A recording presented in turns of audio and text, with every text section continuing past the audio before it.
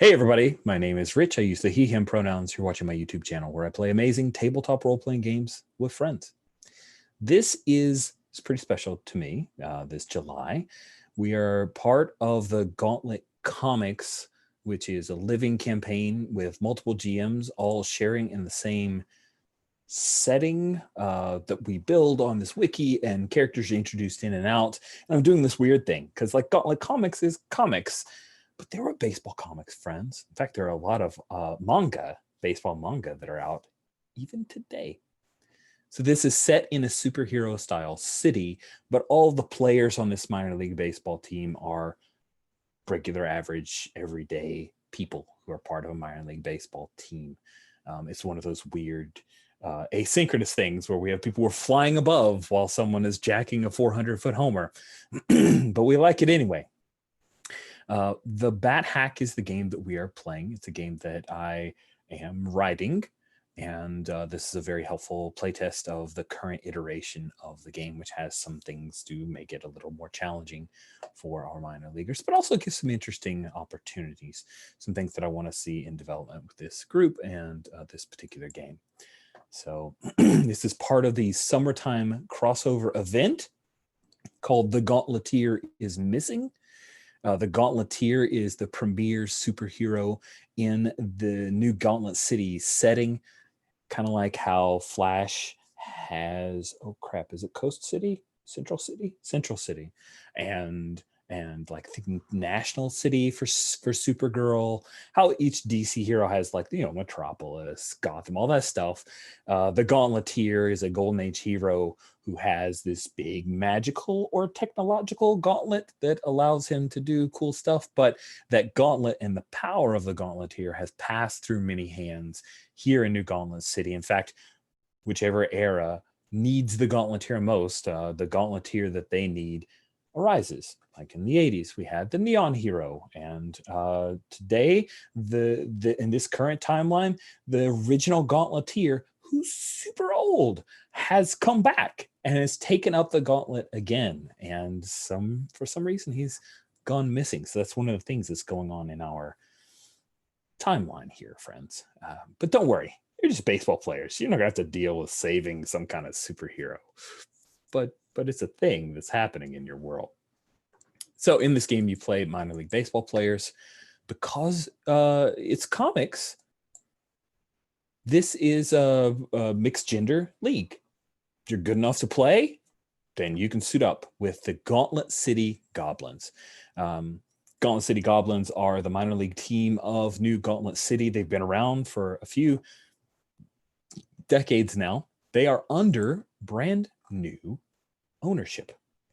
A woman by the name of Kim Ing has bought the team with a lot of money that she made from like advertising, endorsements, that kind of stuff. She's a very, very noted softball player, although maybe she was a baseball star because, hey, if we got a mixed gender thing, then why not? But she's the first female owner of a minor league team. She's brought in her own manager, a person that she scouted from the Mexican leagues, a guy by the name of Carrick Jackson. He just recently retired from the pros down in the Mexican leagues. And she also recruited a batting coach from Southern College team who's really big on mechanics and video and all that good stuff. I'm getting way into the weeds. Let me speed things up. Let's see. We have a few lines and veils that I want to go over real quick. Lines this is content we're not interested in having in our cool baseball drama.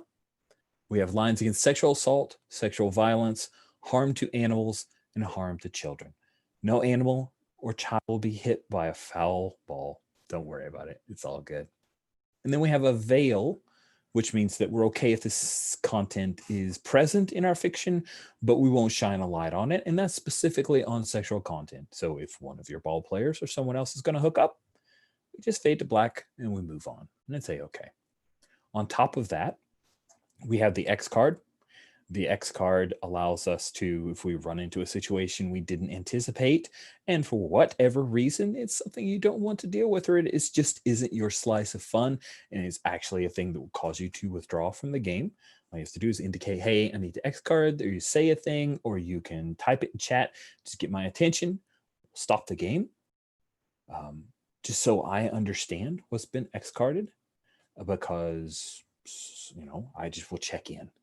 I'm not going to challenge you on the thing that you've X carded. I promise. I've had someone try to talk me out of an X card and another person who tried to ignore it in my many years of gaming. That really sucked. And I will never do that to you. So don't worry. You X card it, we excise it from our play, and we move on. We've got 5 beautiful, brilliant brains here. I guarantee that whatever thing you're like, no, let's not go there, Rich. That will not be an impediment to our fun. I've seen people X card teeth as part of an economy in a weird fantasy setting because the person was like, I have a thing about teeth. Boom, no problems. Moved on, it became fingernails, which I thought was super gross. But nobody else had a problem with it. And I also got to make a joke about a grandma who sat at home and just grew her nails to raise money for her kids. That's all she did, grow nails. She had a lot of keratin buildup. I don't know. So it's great. Those are our safety tools. And just because I always do the work to make this, I'm going to read it aloud. Cats. The concept of the game, Bat Hack, is a tabletop RPG about playing minor league baseball players who are hoping to make it to the pros. The aim of our game, what we're trying to accomplish, is that the Bat Hack is a story about young people willing to spend 6 months out of the year toiling away at a sport for little to no money, fueled by self-confidence and the dream of making the bigs. The tone here will be generally serious, with action happening on the field along with drama on and off the field. In our subject matter, I'd like to explore the idea of a sport existing in a world with superheroes where the players are regular mortals. I also want to tell a story about maybe there's a suspicion that one of the players is more than they seem, to see how that affects the relationship within the team. But we're going to lead off with that. We want to get to know the team before we start to do any kind of suspicion, that kind of stuff. So with me talking for a really long time, here's the plan. We're going to have everybody introduce their ball players. And then we'll probably just go ahead and take a break, and then we'll pick right back up by jumping into a game. So I'm going to go from right to left on the character keeper. Puckett, if you could lead off by introducing yourself and tell us a little bit about your ball player. Hi there, I'm Puckett, he, him pronouns, and tonight I will be playing a ball player named Josie Cotton. She is 5'10", weighs 162, bats switch, throws right. She's 35, and her home is Dubuque, Iowa. She's a player who's still in the minors for, well, who knows why. I mean, her bat certainly says she should have been called up at some point, but it just hasn't happened. Who can say? But her bat is good enough to keep her in the game, even though her fielding is starting to fall off. And you know what happens. They just stick you at first base. And so all you have to do is stand there, hold a glove out, and you really don't have to do much else. There's not much movement involved. She started up in fast pitch softball because little league coaches wouldn't let her play. She played fast pitch softball in high school because the baseball coach didn't think she could handle a full season. And finally, a small college in Nebraska, they sent a scout out and offered her a scholarship because they needed people to play. They couldn't get enough people to show up or agree to commit. And that's how she actually started playing actual baseball instead of fast pitch softball. A couple scouts saw her. She's bounced around single A to double A. And when Kimming bought the team, being that Kim is an old softball star, I get the feeling she might have remembered Josie and traded to get her up in AAA. And well, now I know who I owe. Now I know who's got my back and who gave me the best shot of my career, and I'm not gonna screw this one up. Nice. I love it. Thank you so much, Puckett. Laura, welcome. Please introduce yourself. Tell us a bit about your character. All right, hi. I'm Laura, she, her pronouns, and I'm playing Jamie Jones, also she, her pronouns. Jamie is a shortstop, height 5'7", weight Don't you know you don't ask a woman what her weight is? Bats left, throws left, age 24, and she is from almost Maine. Wait, is that an actual thing? I don't know. I love it. I thought Okay. it was- Cool.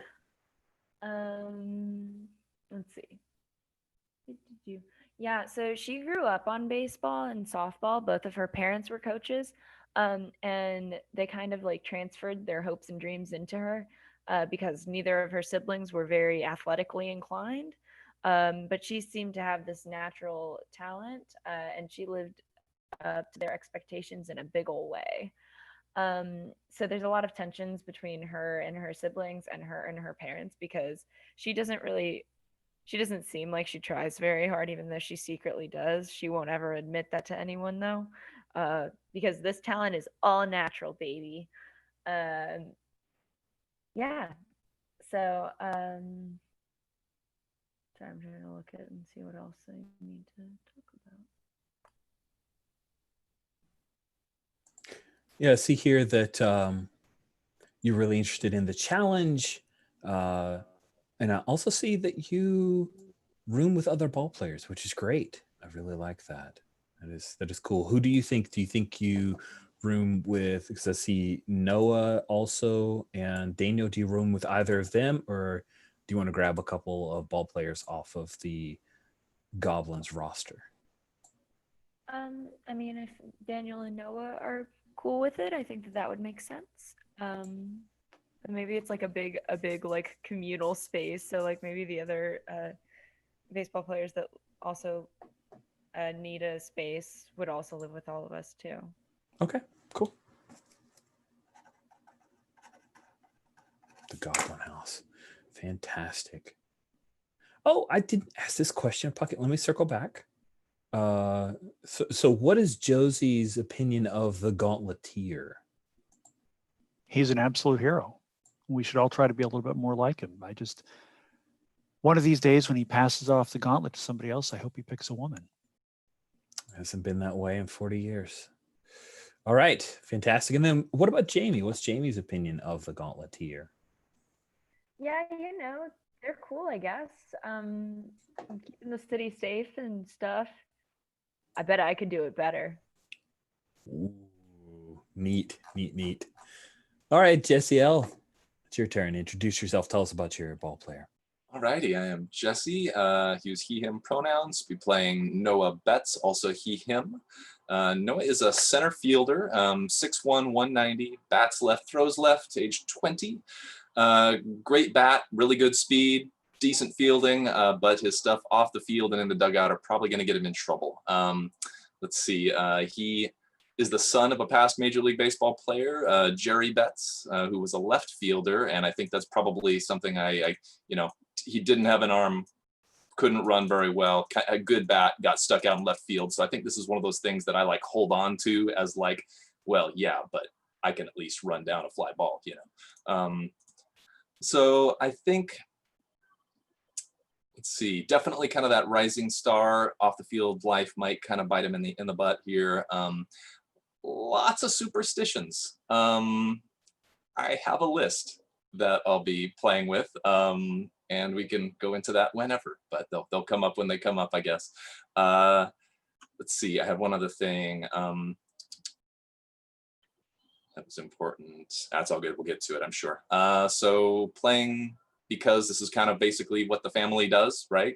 So I mean, it's one of those kids grew up with, the best gloves, the best bats, specialized coaching, and everything like that. So it kind of has had the easy road here. Let's see, yeah, rooming with other ball players. So I love that idea. I'm imagining what if we all went in on a house or something like that to rent, and so there's way too many of us in this house, right? Yeah. Something like that. Let's see, and then as far as what I think of the Gauntleteer is irrelevant. What matters other than baseball? Am I right?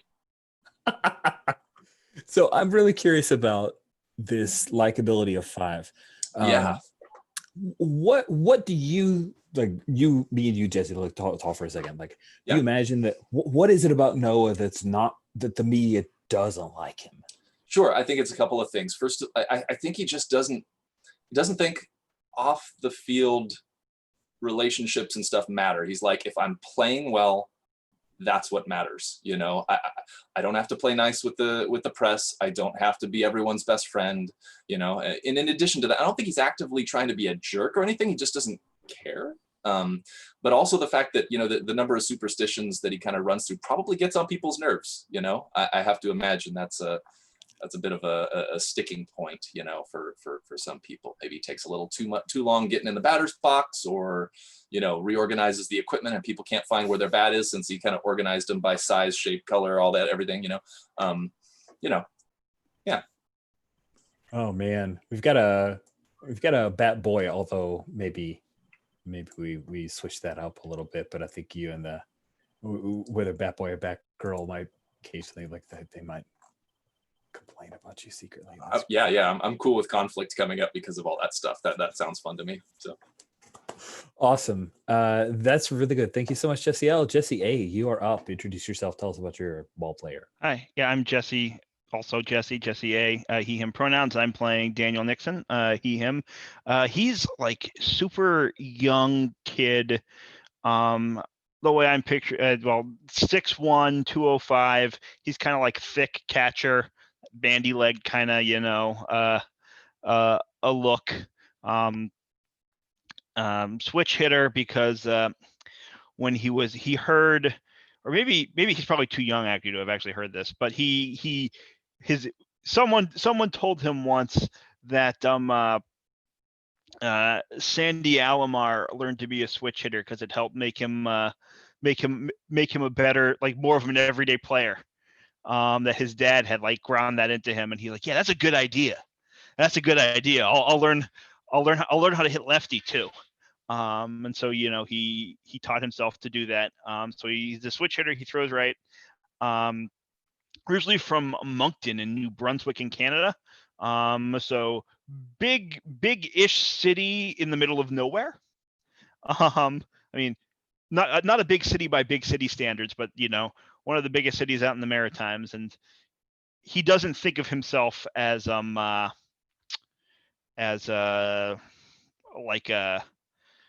small town kid. Though he was impressed by Gauntlet City when he showed up. I think that, like I said, he's 18 years old. He's young. He was drafted right out of high school. The way I'm kind of picturing this is that, like, you know, we're kind of mid-season. Where are we? Yeah, you guys are actually, we'll say you're like 2/3 of the way through the season. Right. So I think I'm like, because, like, this is my first season. I probably was drafted into Double-A, you know, and played most of the season there. And now I'm just settling in. I got moved up to Triple-A. My bat was hot. You know, they saw I was doing what they wanted me to do. So they bumped me up, and I'm probably like crashing on the couch in the Gauntlet house. I live with roommates, but because I haven't had like a chance to find my own place or can't afford my own place. And like the new kid does not get a bed. The Gauntlet house is crowded.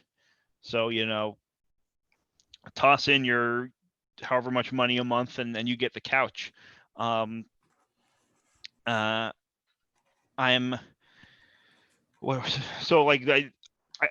whole thing here is like challenge. I want to do. I like learning. I practice. I practice constantly. Like what I want to do is just like I love facing the difficult thing and like getting past it. And if I lose or if I fail, I'm like, okay, that's a learning experience, and I'm young and naive enough to think that matters. Hopefully it does. As like the general in the field, I'm not quite there yet. Like on my high school team, I was the shit because I was so much better than everybody else, except for maybe when I was a freshman. And my older brother, Andrew, who's a knuckleball pitcher and who also is in the league. You know, but the Nixon kids in Moncton were hot shot on the baseball team. But here I'm like a little bit. I'm just trying to be nice, I guess. Do you mind? How about you throw this pitch, please? All right, call in the shift. Let's go where you need to go, please. Just like trying to make myself liked by my teammates. I'm looking for mentorship. And yeah, what do I think of the Gauntleteer? He's overrated, right? He's just a cop, right? A fancy cop. And I think like big picture, right? The idea, Daniel is someone who is like working hard to do his best, is maybe a little bit out of his league, and is looking for a mentor. That's pretty cool. I like those touchstones. That's really, really good. Mhm. Thank you so much, Jesse.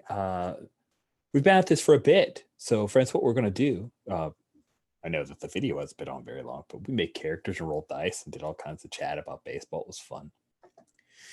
We're going to take a brief, a little bio break here. It's 23 after, so we'll meet at half past unless you need a minute or two more. What we'll do is pick up with you guys waking up on game day on a Saturday after a late night, or maybe not late night. We'll figure it out. So we'll see you guys in like 7-ish minutes.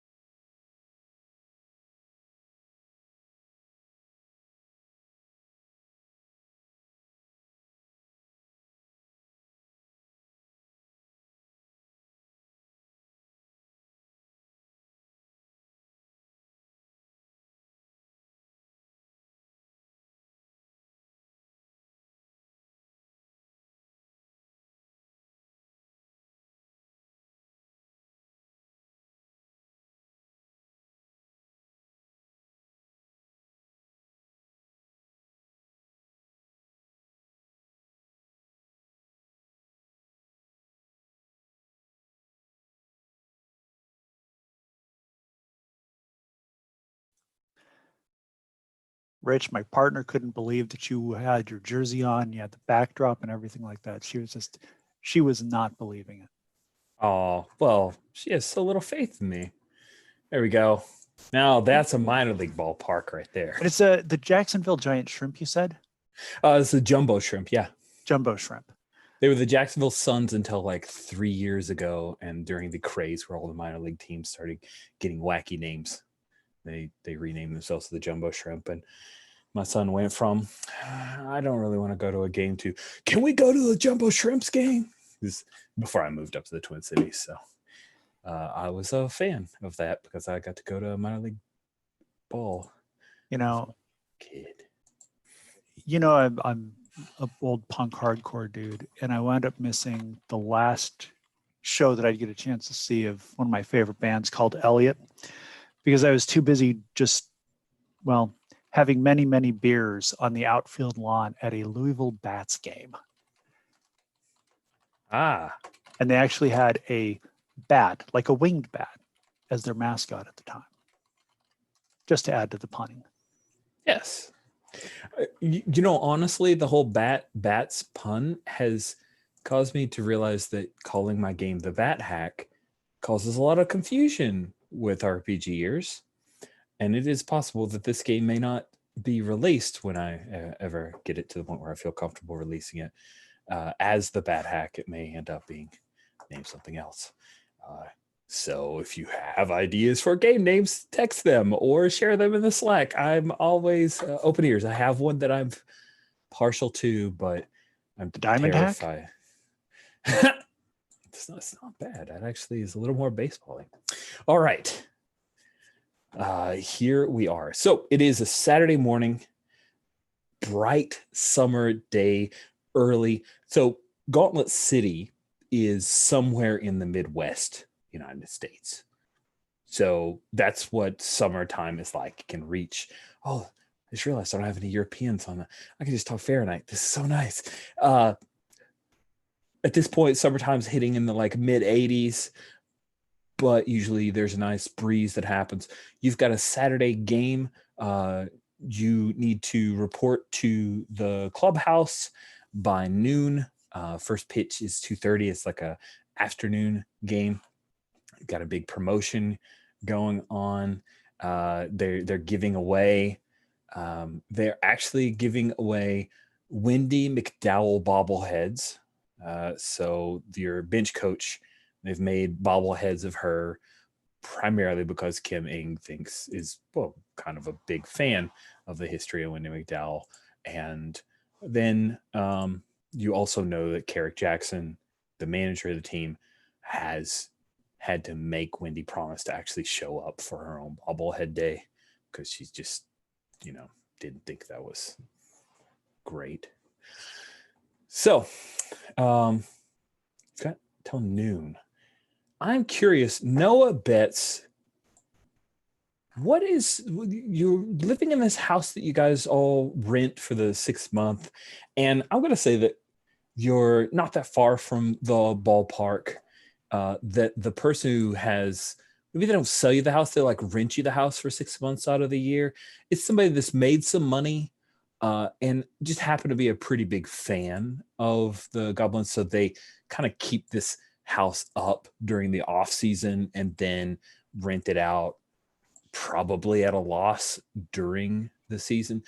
But what did you end up with as a legacy who's not super likable? What's your room like, or do you have a room? Like, what's your living situation looking like? Bunk beds. Bunk. Oh no. Yeah, I think at least one other person is in the same room as me, and I'm not happy about it. Yeah. That's cool awesome. With that being whoever. Do Daniel or Jamie, do either of you want to be in bunk beds? I have NPCs I'm happy to throw. I mean, I'm happy to be. I was thinking the couch, but like this also works if that's more fun. Yeah, I'm also flexible. I'm happy to do whatever. Oh my goodness, everybody's so flexible and nice. Oh, I think I'm hearing through your speakers, Laura. Okay. So then let's shoot. All the tabs are getting mixed around. Hold on a second. Well, then let's say that Daniel, you got the lower bunk. Up until this point, Noah, when Daniel showed up, got moved up from AA, it was a bunk bed, but it was basically you slept on the top bunk by yourself. And then now Daniel's here. And yeah, what have you done to personalize this place as your space? You've been here for a couple months now. What has Noah done in this particular room to make it his? I think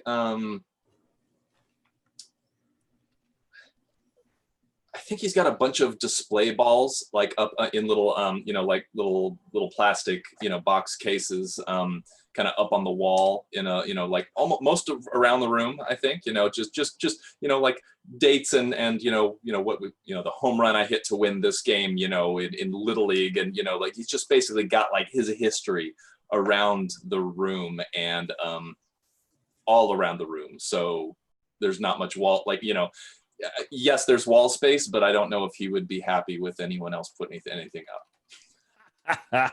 He at least wouldn't take it kindly. Nice. Sweet. So about what time do you wake up knowing you've got a ball game you need to show up at noon? Yeah, so we have to show up at noon? Yes. Okay, what time is game time? Game time's 2:30. Okay. First pitch 2:30. All right. And the time's probably a little bit off. It's probably more like 11 to 2:30, Yeah. but we'll just say noon and 2:30.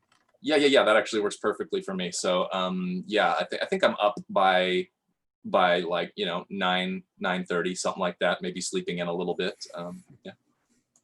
And then what do you do in your morning? Just give us like a So morning is gosh, I think he's pretty solitary on it, but he goes out and he cooks up some eggs, in the morning. He's got his headphones on so that, it's pretty clear he probably doesn't want anyone bothering him.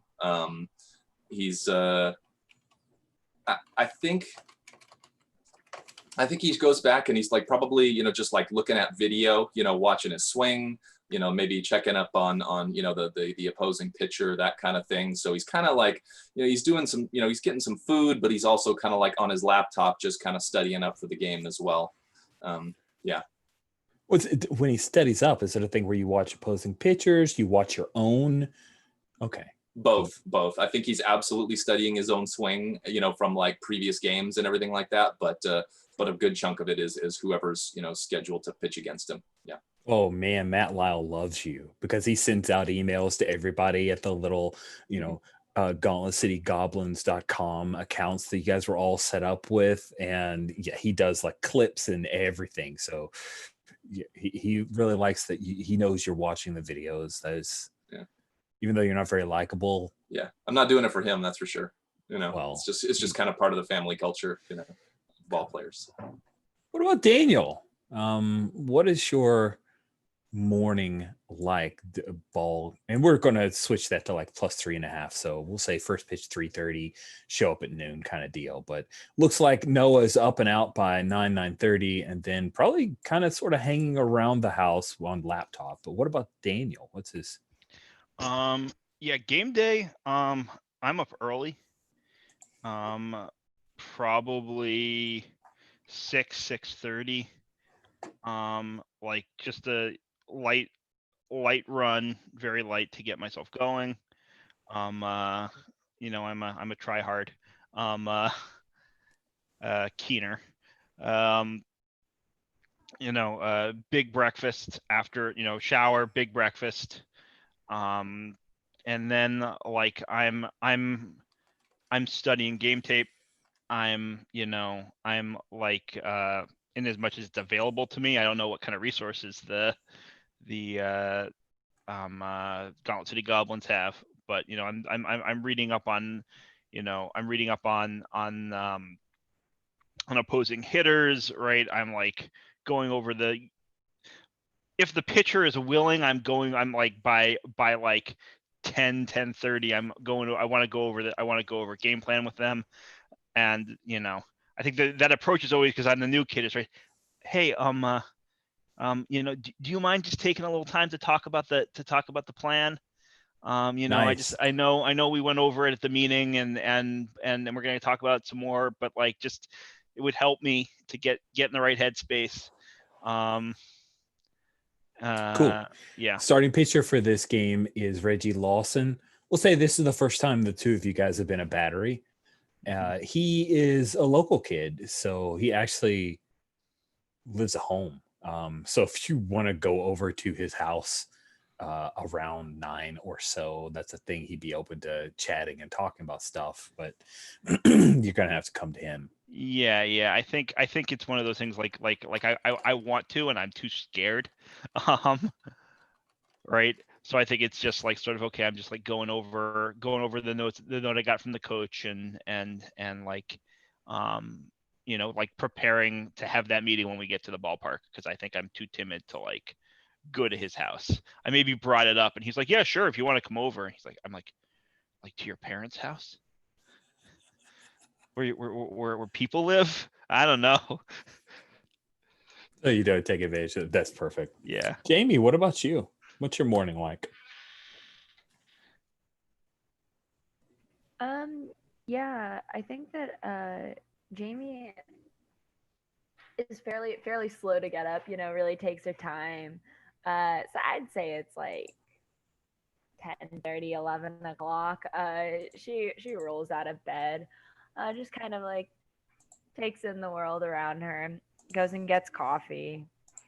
Very leisurely, kind of like sits up on the couch, like feet up in the air, just kind of like taking it all in. And if anyone asks her, she's centering her spirit and her soul and just channeling all of the baseball energy, but saying that in a very sarcastic way. Nice. Oh, that's delightful. You guys have, your house is in this place called Crosschurch. It's one of the neighborhoods in New Gauntlet City. It actually is the same neighborhood that has the ballpark. We'll say that you get up and lays around a bit, and I think Nate Easley, who's the backup center fielder, he was maybe the starting center fielder before Noah rolled in.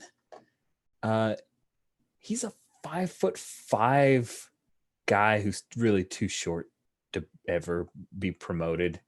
But he has a hot little bat, no power, but he just sprays the ball wherever he wants. He's got a really, really great amount of skill there. He just doesn't have the size for it, but he'd be around. He'll hang out until probably about 10. He tries to go to the ballpark early, so he'll roll over and, "Hey, Jamie, I'm heading to the ballpark. You want to go early?" No, I don't think so. I think I'm gonna stay here and prep. You're a dork. Okay, well, I'm gonna go actually prep. Have fun. And then he walks to the ballpark. So he grabs his big long bag, it's got his bats and all his gear and everything. You want me to take any of your stuff? Yeah, thanks. That would be great. Try hard. Oh man, you better play good today, Jamie. I'm gonna give you hell. I always play good. And he'll chuckle and he grabs your bats and your I don't know, would you allow him to take your ball glove and throw it in his bag, or do you have any kind of, we know that Noah has lots of superstitions, but Jamie seems like she maybe doesn't. So I think that Jamie actually sleeps with her mitt under her pillow. So nice. No.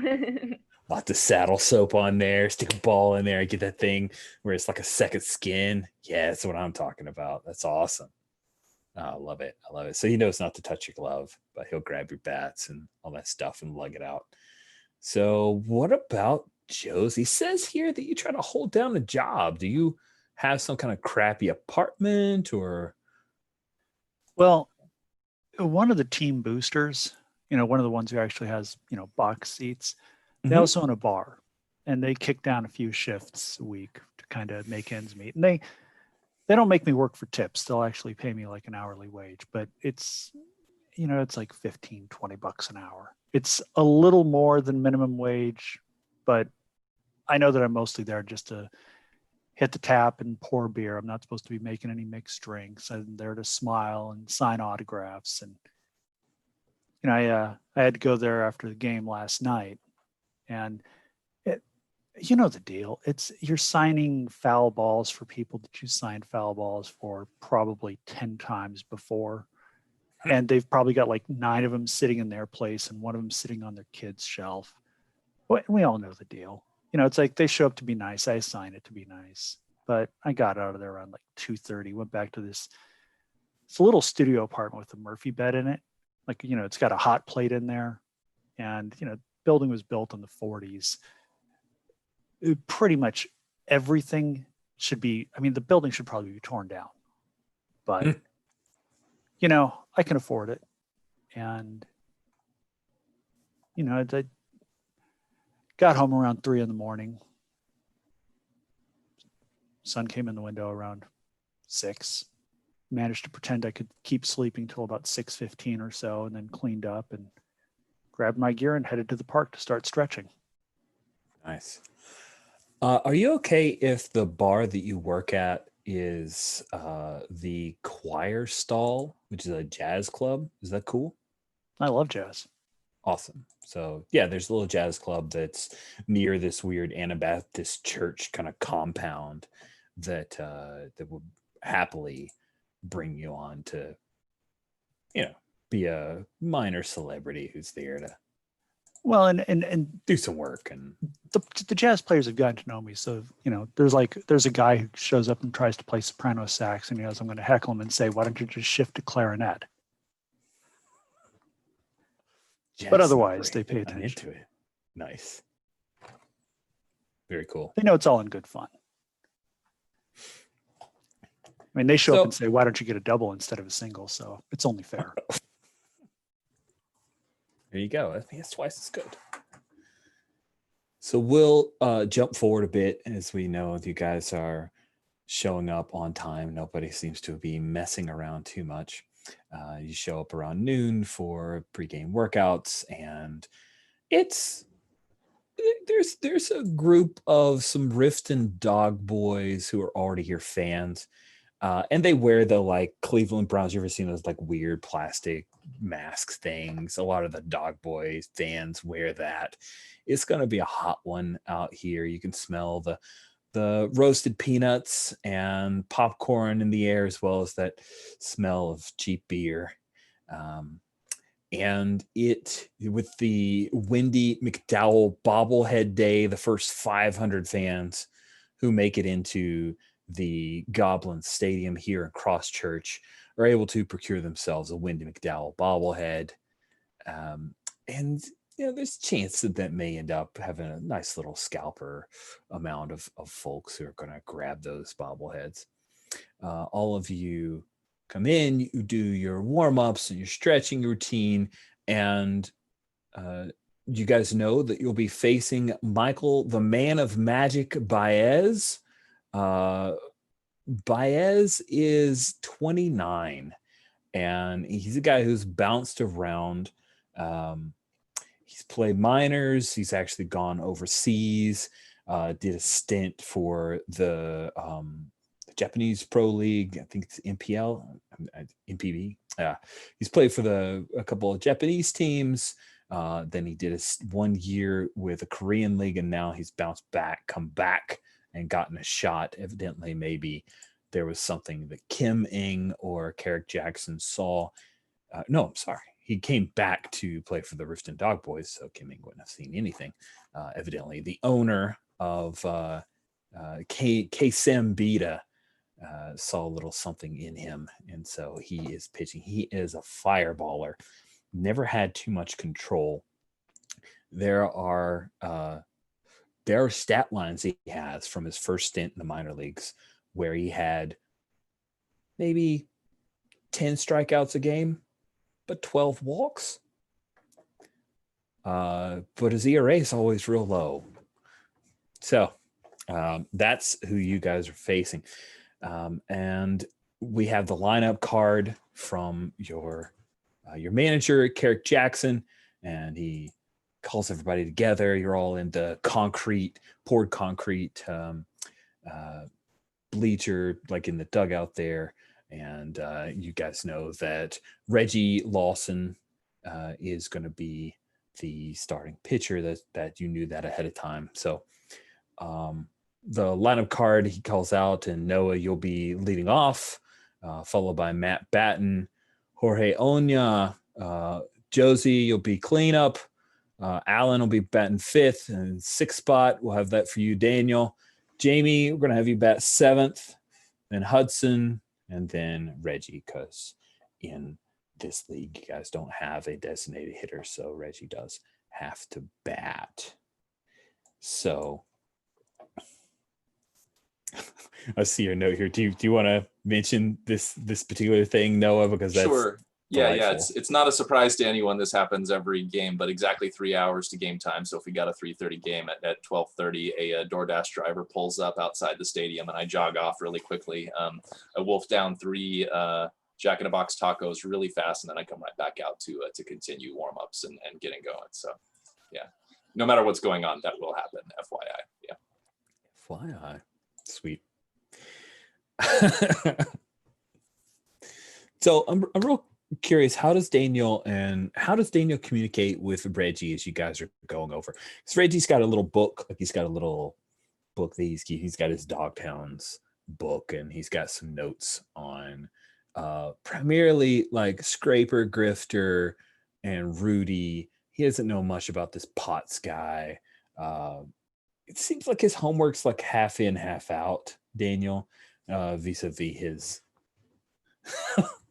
sorry, it's a little chat joke there. That was cute. So how do you think Daniel relates with Reggie now that you kind of have to deal with him? You don't have to worry about parents and all that good stuff. Like,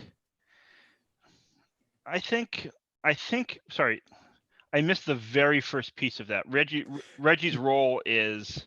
He's starting pitcher.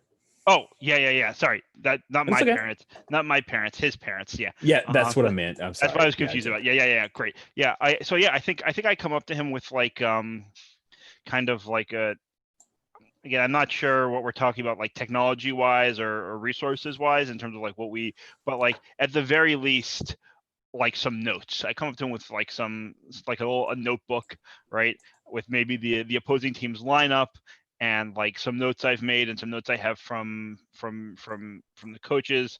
And it's like listen, Reggie, I wanted to just, maybe we could, I know there's going to be an official meeting and everything, but I've been going through some stuff and I got here a little bit early, watched maybe like a little bit of video, and I just wanted to talk through maybe some of our game plan for how to approach these hitters.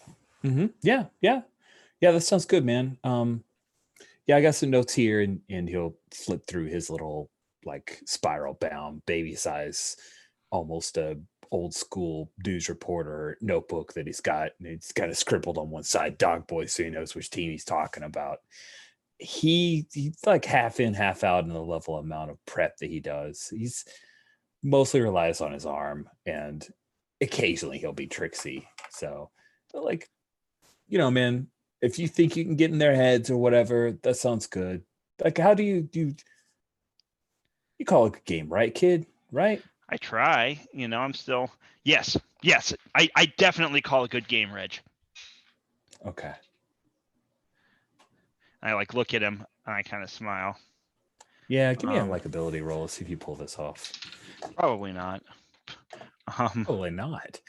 All right, roll for your party. What you're gonna do to make a likability roll is you roll a d20, and you want to roll under your stat.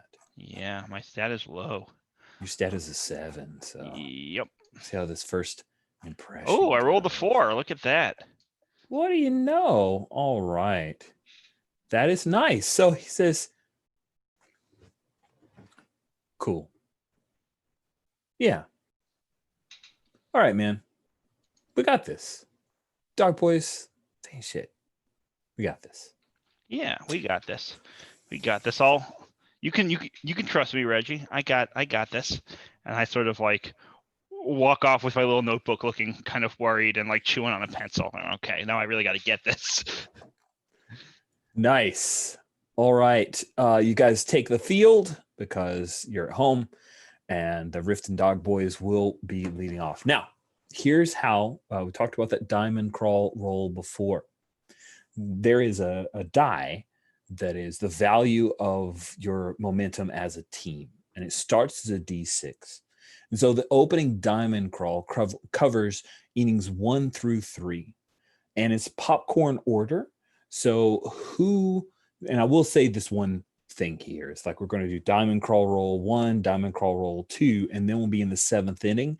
And then for whatever permutation of math, the top of the order is going to be coming to bat just because it's easier to remember, which means that Jesse L, Noah, would be the first person to do that. So I would recommend for the first diamond crawl, it not be the first and second, not be Jesse L. So who would like to make the first diamond crawl roll? It's exciting, right? Who wants it? You're going to do great. I have faith in you. You'll be rolling a D6 and a D12. Daniel's the go-getter. Yeah, I mean, also the only one who's rolled dice so far, though. I feel bad. I'll do it if no one else like is jumping at it. But I just had my successful die roll. Jamie's pretty low on the batting order. Maybe Jamie I was going to say Laura. lead off. Yeah. I can give it a shot. Cool. So you're rolling a D12 plus your momentum die. So that's a D12 plus a D6. You're going to add those two dice together. All right. So D12 and D6.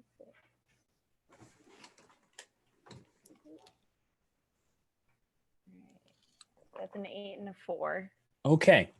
So if you check on the game time tab, starting around row 20, there's a diamond crawl table.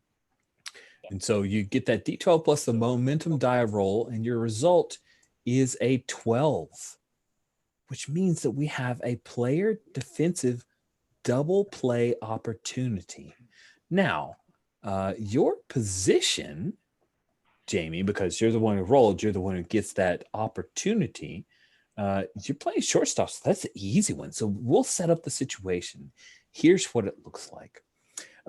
Right now, we pick up in the top of the third. The score is 0-0.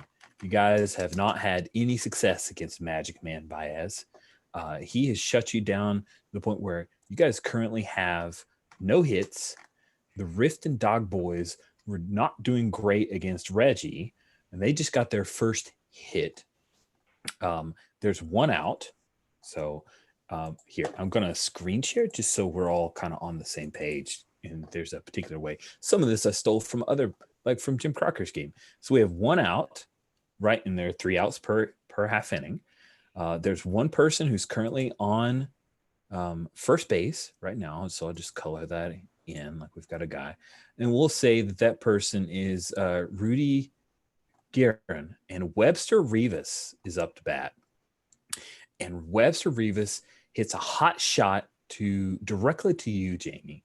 And you've got to catch that, turn and toss it to Matt Batten in time and well enough to where he can grab it and throw it on to Josie to finish out the inning with this double play. So the challenge rating on this, I'm going to give you a challenge rating of 1, which means that we look up here at Jamie Jones. You're going to be making a fielding roll. But before we do that, let's also take a look at your special abilities. So you can test likability instead of fielding if you want to make a showy defensive play. So you've got 2 options here. You can also roll advantage when testing fielding for a gutsy or astounding play, but you have to roll the injury die, which means you're going to hurt yourself a little bit doing that super gutsy. Rolling with advantage means you get to roll 2d20 and pick the better of the 2. So you got 3 options. You can just make the play, which means you roll a d20 and you need to roll underneath your fielding -1. So under a 9, you can roll with advantage, but that means you were going to get at least a little bit injured doing so. Or you can test against likability, which means you need to roll under a 12, because I said that challenge rating is 1. So sorry, 3 options, but do they make sense? Yeah, I think so. Cool. What would you like to do? I think I'm gonna go for the gutsy play. Roll with advantage. Let's do it. All right. I'm going to clear these dice. You're going to roll 2d20, okay? Yep. All right. Moment of truth. Okay, 13, 18. Unfortunately, you want to roll low in this game because your fielding is a 10. You need to roll underneath a 9, actually, because I said there was a challenge rating, which makes it a little harder. So, what happens? You catch the ball, and do you think that you have problem bobbling the ball and didn't get it to Matt in time enough for him to pass it over? Or do you think that you caught it perfectly cleanly, but your toss to Matt was not good enough for him to be able to turn the play? What do you think? So I think that I was trying to do something funky with like my catch. Like I think I was trying to like strike a pose like as I caught the ball, and then that knocked me off balance. So I was like stumbling, trying to like throw it back. Okay, cool. That sounds good. So yeah, you try to little put a mustard on it, and fortunately, Matt, it kind of flips off the top of the webbing of his glove, dribbles past, and then instead of turning 2, you unfortunately both of them end up on, and there's a little that's an error. We're going to call that an error for you. There you go. You get an error. And they end up scoring a run off of that before things are shut down. So, Jamie, you get to determine, who do you want to go next? Who would you like to make the next diamond crawl roll, since you just made the first one? I get to choose.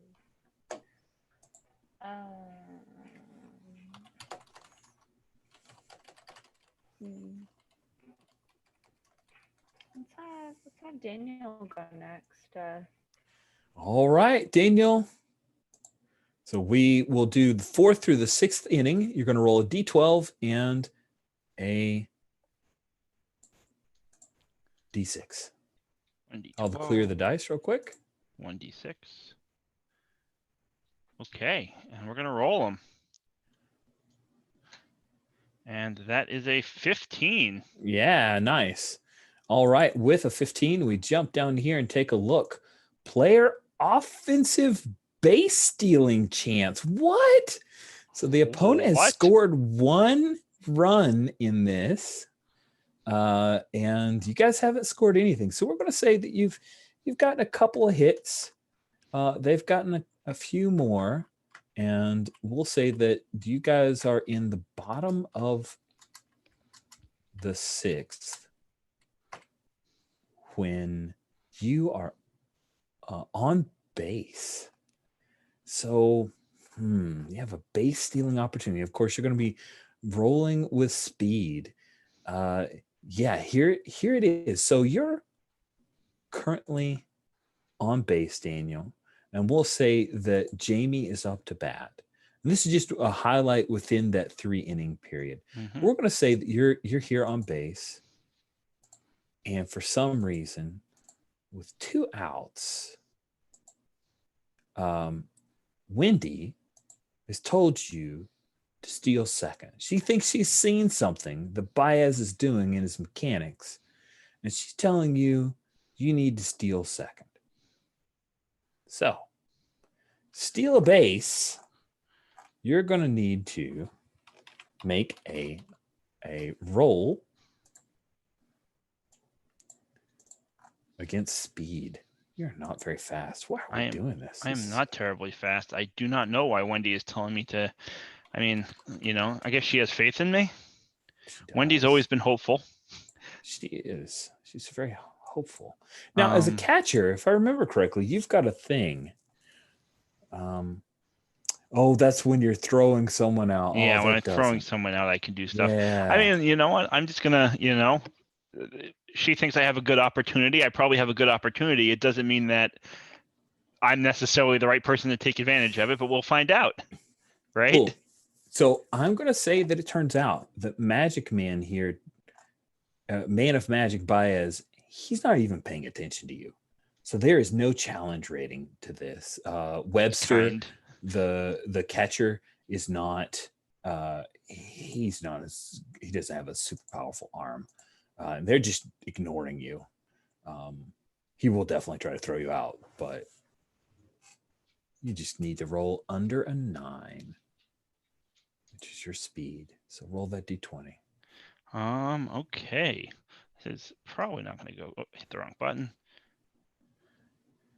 And that is a 2. Oh my goodness. Oh, that's fantastic. So, first of all, great job. You success. What does it look like when Daniel Nixon steals second base? Yeah, I mean, look, I think this is one of those cases, right? I think it's as Josie said, why would a catcher try to steal second base, right? Like Wendy saw the opening, right? It was just like so obvious that that a failure would be a fuck up on my part, right? Fair enough. Yeah. And I think Baez is just like, I'm trying to think of what I think. I'm trying to think of what this looks like exactly. I think it's one of the, I think Baez is rattled for whatever reason. Maybe it's something like completely external, right? There's like a bird flying around or something, right? Like something wacky like that. Right? There's like a bird down on the field, and I just kind of take off. Like Wendy gives me the look, and I just go. And I'm not that fast, but because of the distraction, because of the distraction, I get there before the throw. Nice. And then as a result of that, we're going to call that a highlight. And so you move the momentum die up by 1 die type. Ooh. And because it's a diamond crawl, we're just going to say that you end up scoring a run out of that. Maybe Jamie knocked you home. So you guys are on the board. And you now have a few hits and 1 little E. Now, Daniel, you get to choose who goes next. And of course, if we logically might want to go with Noah, but if you really want to throw it to Josie, then we'll just say that that's the part of the batting order that we start with.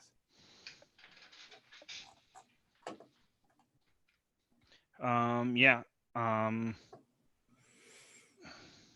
So it's going. We're going to the 7th inning, right? Noah's going to lead us off. Is that right? The? Well, Noah. If you choose Noah or Josie, they will lead off. They will be the batter to lead off. Okay, God, I misunderstood. I thought we were going to start from the top of the batting order. Well, I did say that, but actually I realized, oh wait, we can totally just put it in whatever batting order. Anyways, let's say Noah, because Josie follows Noah in the batting order, and if this goes well, we'll get to Josie next. All right. So then I have a question for you, Noah. We can basically go to playing each at bat now that we're out of the first 2 diamond crawl rolls, or if you want, you can roll again on the diamond crawl table. You'll be rolling a D8 and a D6. It means you're giving up playing the actual at bat for your character, and we'd be speeding through that entire inning. Okay. So you have the total choice, whichever way you want to go with it. All right. My thought, and people can chime in on this, I think, like, since this is our first game, it probably makes sense to try and get through it like a little quicker because we're teaching as well. I'm okay with doing it as a diamond crawl roll in order to speed things along here. I don't know what's best, to be honest, but I think that then we can play out, because we're going to be playing out the last 3 innings, right? Well, that's I guess where I'm we're confused. at. These are the last 2 I'm innings. sorry. I thought that okay, I guess I was confused. I'm sorry. Okay, so then no. It's kind of there we go. So we're now All at the right. seventh inning. Right. You have the option of diamond crawl to speed through, or you can play out your at bat. It's totally up to you. I'd like to play it out then, I think, because I want to see how that works here in this game and see how that functions. All right. Well, then give me just a moment, friends. Let's see here. So as you start to come up to bat. Yep. Some lovely George Michael playing. Now batting, the center fielder, Noah Betts. As I'm walking up, you can absolutely see I'm chewing. I got a big wad of sunflower seeds in my mouth. I spit out one seed, reach into the back of my pocket, pull out one, and add that to the wad in there as I'm walking up to the plate. Webster Rivas is like, you're one weird dude. So you have three options when you come out to bat. Man of Magic, Baez, is still pitching. He doesn't look gassed yet. Like, this guy's been throwing in the high 90s. There's not as much movement to his ball now at this point in the seventh inning. He's about 92 pitches in. They're probably going to give him the hook and pull him out soon, but he's trying to push his way through. So the three options you have is you can try to hit it where they ain't. Just simply try to roll underneath your hitting stat. You can swing for the fences, which means that you will roll hitting with disadvantage, rolling 2d20 and taking the higher of the two. But if you swing for the fences, then when we roll to see how good your hit is, you get to step it up a die type. Or if you want to rely on your speed and just try to get on base, like bunt, swinging single, that kind of thing, you can roll with speed at a disadvantage. So what would you like to do?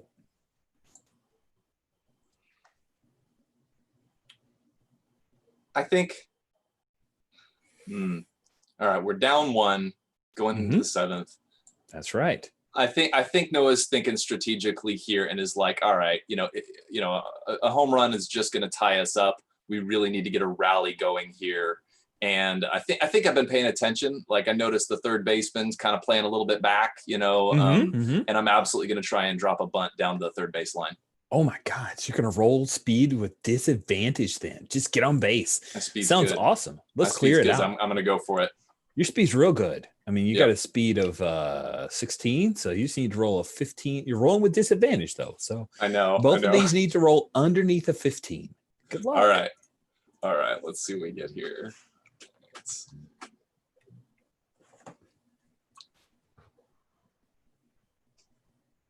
What happened? Hit the roll button and it didn't do anything. All right, let's try that again. Oh, yeah. 3 and a 7.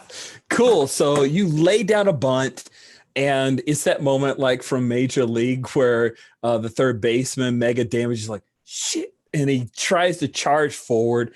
He digs in, throws up a little bit of dust, grabs it, bare hands it, slings it across, but you're already 2 steps past the bag and you are on base.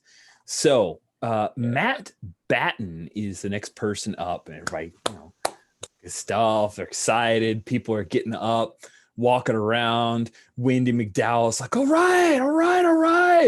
She's like, come on, guys, rally caps, rally, come on.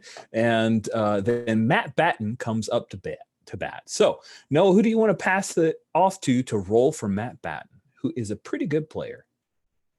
So another player rolls for Matt. Yep, Batten you just pass it off to another player, and they're going to roll the momentum die for that NPC. Alrighty. Who has not gone yet? Was it Puckett that has not gone yet on these? That's correct. It's all. I'm also coming up in like. That's true. But somebody else is going to roll cool. for Jorge. Yeah. It's so good. Yeah, it's good. These are real quick. So what you're going to do is you're going to roll, and we're rolling on the PC. Basically, it's not PC. Hold on. There. Table 1C, pretty good NPC momentum die results table. Roll a D8, which is your current momentum die. Okay. And then your result is the total for what Matt does. So just a D8. Yes. Okay. That is an 8. Holy crap. That is a double.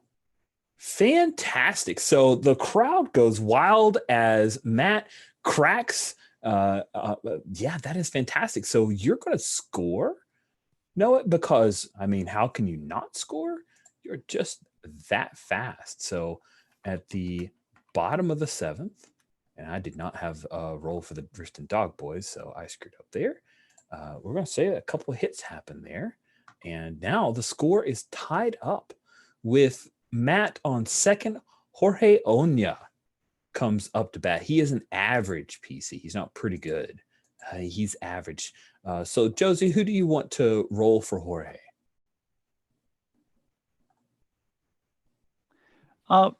Jamie, why don't you do that? All right, Jamie, roll us a D8. All right, here we go. That's a 2. Oh, they do not charge there. All right. So the die size remains the same. So your momentum die doesn't step down. If you roll a 1 or less, it would have been going down to a D6. So that is an out, but only one out. Jorge, what do you Quick think, question. Jimmy? Yeah. On my sheet, it says if I blame someone else for the failure, you can re-roll the momentum die once per 9-inning game. Yep. Is this one of those times when I could re-roll the momentum die? Except that Jamie rolled it, but yeah, you could have done that in the previous. But yeah, Okay. So it's not so I can only do it if I'm rolling the momentum die. Pretty much, yeah. The idea is that you kind of made an excuse for why you failed, and then it allows someone else to take the blame, and you get to roll again. That makes sense. It's mixing narrative and mechanics, but yeah, you'd need to be the roller at the time. So, what do you think, Jamie? Do you think Jorge popped up or struck out?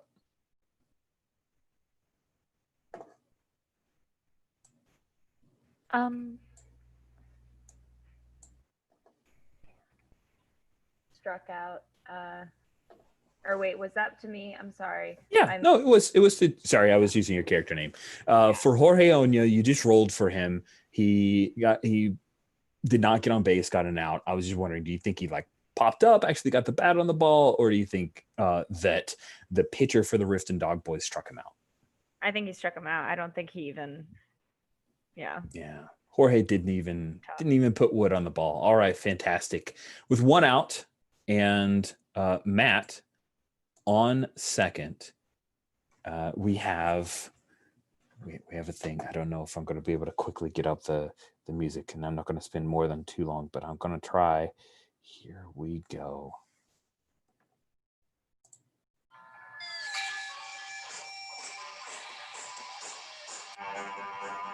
Now batting, the first baseman, Josie Cotton.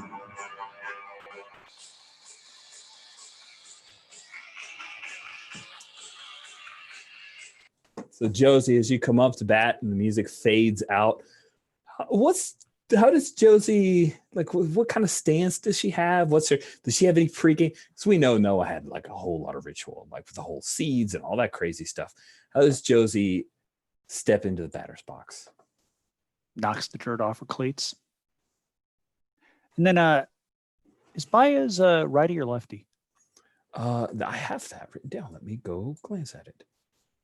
Oh, crap. What'd I do? Oh, I jumped to the wrong thing. Hold on. Baez is a righty. All right. So I'll be batting lefty. That's right. You're a switch hitter. Nice. Sweet. So you come up and Baez is sweaty. You see that long, dark ring of sweat down his front, and he's wiping at his face a little bit.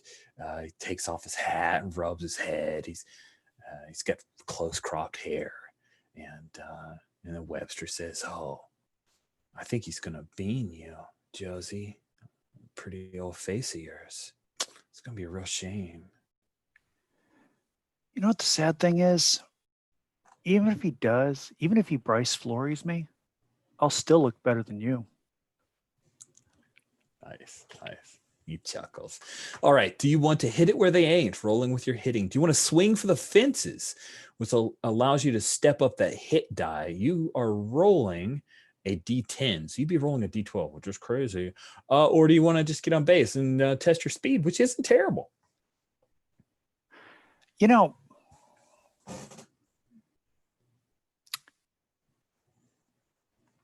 what I want to do is I want to hit it where they ain't, and I want to use my ability to roll with advantage once per 9-inning game. Ooh, nice. Okay, roll because advantage. we've got a runner in scoring position here, and it's There you getting late go. in the game. While at bat, you can roll with advantage once per 9-inning game. That sounds fantastic. So go ahead and roll 2d20, and either one of those dice get underneath a 16, and you get to roll to see how good of a hit you got. You definitely put the ball in play with this if you can roll. There's a 4. Oh, good, because that 20 is not a 4. All right, fantastic. So with that, you now roll a d10, and we will see on the battle results here, you're looking for anything 3 or higher with that d10. All righty, 1d10. It's a 4. Oof, okay, so you got a single. Any idea how that single looks? Oh, I think it's a rope, right between short and third. Nice. So it gets into the outfield, but they throw it to second, so I can't get any farther. But that does not get a run, does it not? It sure does. Yeah, Matt scampers home, and now you guys have taken the lead with your 6th hit is 3-2. And I'd also like to look back at the catcher and just kind of tip my hat a little bit. Nice. And the catcher just shakes his head, and you are on second base. People are going crazy. Wendy McDowell's up on the railing in the dugout, calling your name. You got it, Josie. So, Josie, who would you like to roll for Alan Cordoba? Alan Cordoba is not very good. He is actually a terrible ball player. Huh. So who do you want to roll for him? You know what? I'm going to throw this one over to Noah. All right. Noah, roll that momentum die. Before you roll, can I give him a little pep talk? Just a little Sure can. To step up that momentum die for this roll. All right. And I think I just say, like, look, Ray is just gassed. He's tipping off the fastball, and he's not it doesn't have as much on it as it did before. So just like watch for the, wait for it. And you'll be able to. Okay. I think maybe Alan looks at me like, what the fuck's this rookie catcher telling me what to do? But yeah, he'll just look at you like, so you're saying it's gonna be okay? Yeah, okay, yeah, sure. So you're stepping up the momentum die to a D10 with that little speech of encouragement and giving him some ideas. So go ahead and roll a D10. You want a 6 or better because he's kind of terrible. Good luck. All right, rolling the D10. A 3. Okay, so not very good. Yeah, not great. And he is terrible. So with a 2 to 5, the die size remains the same, but that was just a one-time step up for the momentum. So it returns to an 8. And unfortunately, why'd you swing at a goddamn curveball?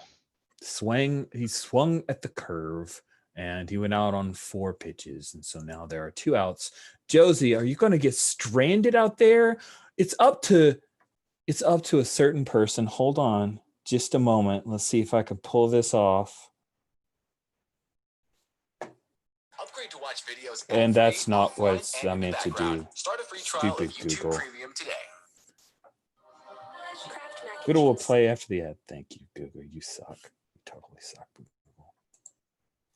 Somebody's coming to the plate to Enya? Now batting, the shortstop, Jamie Jones.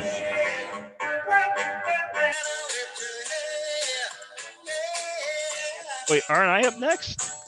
Oh, wait. It's Daniel Nickens. Holy shit. I fucked up. Sorry. Don't Got worry all about excited. it.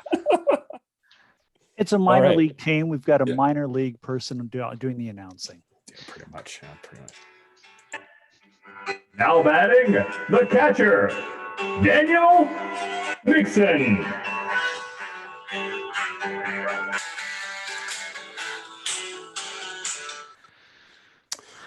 Sorry about that. Dang it. No worries. Just happy to be here. I'll have this way more organized next time when I don't have to go to YouTube, but it's okay.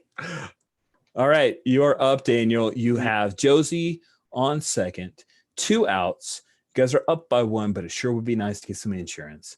What would you like to do? Hit it where they ain't, swing for the fences, or just get on base? I'm going to hit it where they ain't. All right. Roll hitting. Oh, your hitting is not amazing. Yeah, Daniel. none of my choices here are great. So I'd rather not roll with disadvantage. That was no matter what, I've got the same target. Are there any basic moves that allow us to kind of bump a player up a little bit? Or? That is a great question. So you have a few options here if you want to help somebody out. So the first one is you can teamwork die. So you have this stat called your teamwork dice. You can at any point describe how your character is encouraging or helping out your teammate. And then you get to roll a d20 alongside them. So it's like they're rolling with advantage, but you get to roll the d20 and they can choose which of the dice to use. I would like to do that since I'm on second, and You I can really see want to score a lot. And I can see what signals the catcher is throwing down.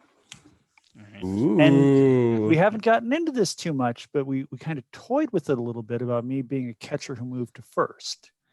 Oh, that's true. That's true. Yeah, I mean, I'd love that. I was gonna say something else. Just another question. I don't think is gonna come into play here, especially after what Puckett just said. But I assume my lay down a perfect bunt ability is always a sacrifice, right? Like I'm moving the runner over, but the cost of an out. Yeah, it's perfect. Yeah, it's never a bunt for a single. Nah. Yeah, awesome. So.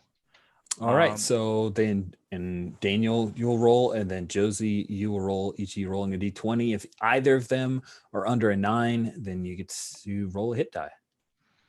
Fantastic. Well, mine was an 18. Okay.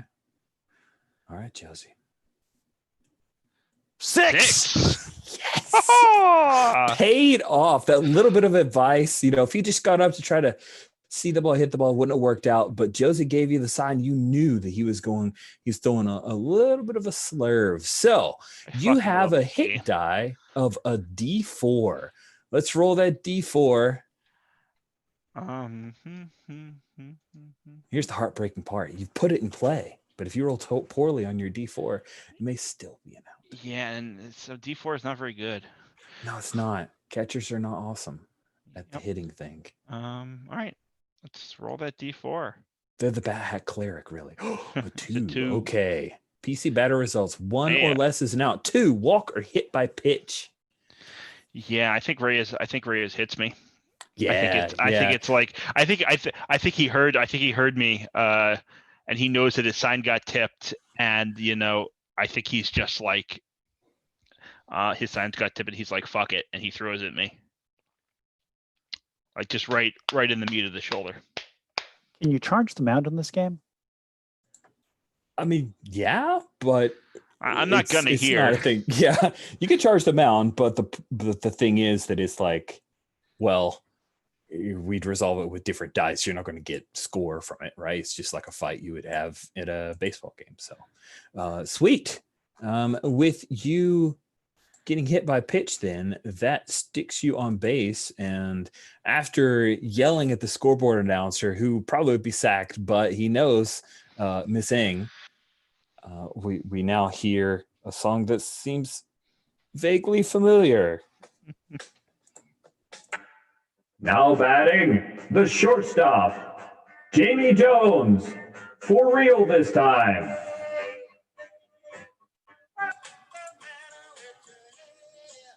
Two outs, two on.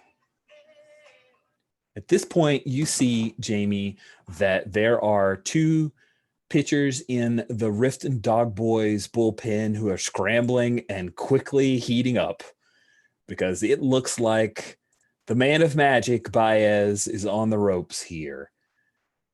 You could be the one to put the final nail in his coffin, Jamie. So would you like to hit it where they ain't, swing for the fences, or just get on base here? I think I'm going to hit it where they ain't because I have advantage with that. You roll with advantage when testing. Sorry, reading the wrong person. You're using. Can you use a teamwork die as well as when you're already rolling with advantage? or Yep, no? you can actually roll 3d20. Somebody wants to spend a teamwork die. You've used your one teamwork die. You can refresh that with refresh scenes where you're reinforcing teamwork or kind of pumping up your teammates in front of the media or others.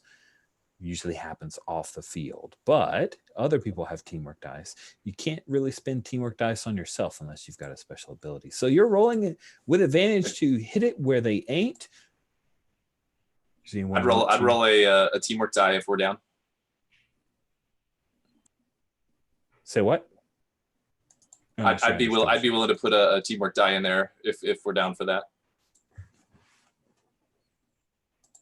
I'm pretty sure no one's gonna argue against it. So all right, Jamie Jones, roll 2d20, and Noah, you will roll 1d20. But what does it look like for Noah with your expenditure of this teamwork die, trying to help out? What are you doing? Oh, you're muted. Oops. Yeah, I unmuted. Sorry, you're still muted. Crap. Sorry.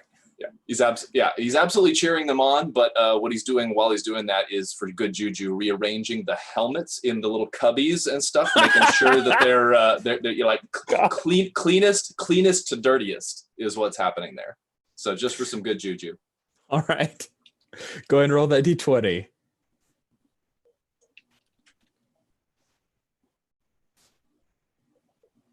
Oh yeah, so The juju worked. that is a fantastic. So, but we've got that one will be, you think that is a critical, because if you want to use that, Jamie, if you want to use that as your actual roll, the one will give you a critical, which you can use to mark your. Did I not put that on the character keeper? I'll have to stick it later. All right, cool. So you have hit a highlight opportunity with this. Go ahead and roll your hit die. Your hit die, Jamie, is a D4.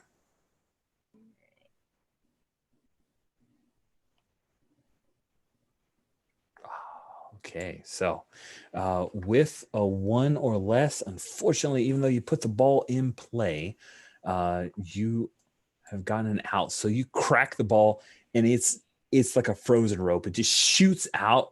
But unfortunately, the left fielder, Scraper Naylor, races out, and with Josie and Daniel both running as hard as they can for home, he reaches up and he snags it right before he's running into the warning track, and he grabs that and he catches the ball. Unfortunately, that was so close, but no dice.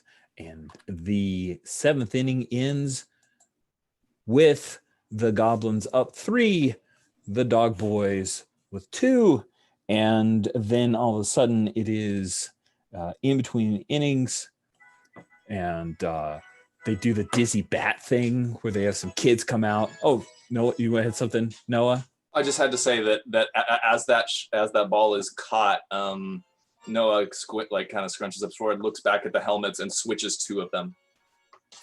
He didn't have it quite right. It wasn't quite right. Wasn't quite right. So they do the dizzy bat thing where a couple of kids come out and they have to stick their foreheads on bats in the middle along the sides as you guys are coming out to play defense. and this kid named Tommy is the one who very dizzily runs home, and he gets to win. He wins, of course, a Wendy McDowell bobblehead, as well as some other Goblins merchandise. But it also looks like he may have to throw up. So at the top of the 8th, this is the opposition half inning. So what we do now is we roll a D12 plus momentum. The last person who went was Jamie. So who would you like to roll for your opposition half inning, your defensive team side? Well, is anyone feeling particularly lucky?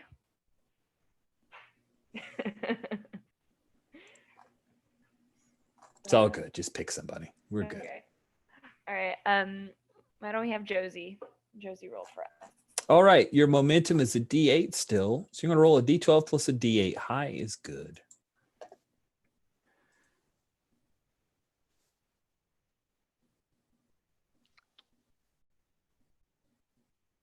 All right. So that's a 9. All right. With a 9, we have a defensive highlight opportunity. So we'll jump straight in to the top of the 8th. We're going to say that there are there's one out, and they have one person on base. Just I want to throw this out there. I can roll the teamwork dice with advantage on defense. So this might be a good opportunity for me to help out there, depending on what Josie wants. Depending on who's doing the fielding. Which presumably it's you. Josie will be doing the fielding. So here's what happens. We've got a person who's on first. We're going to say that it is their speedster, Buddy Reed. Buddy Reed's on first. He's looking like he wants to steal, but I think the opportunity is that Daniel, to get the sign to try to throw him out at first, because he's getting a pretty long lead. Mm-hmm. So the fielding, though, is the problem, but this is the perfect setup if you want to do some kind of advantage. But fielding is what we'll need from Josie. She's not the best fielder, so yeah. I'm actually, I think, the worst fielder of all of us. You kind of are, yeah. You and Alan Cordoba are both bottom feeders on the fielding. Hey, just because it's accurate doesn't mean you have to say it. Yeah. Anyway, so yeah, definitely gonna if you're cool with me spending my teamwork die this way. Yeah. I feel like we could use it. This is a good opportunity for that. Because you don't want a speedster to get on second, because basically, I mean, even with the ground out, they're probably going to score. Mm-hmm. So I roll 1d20 and you roll 1 and I roll 2.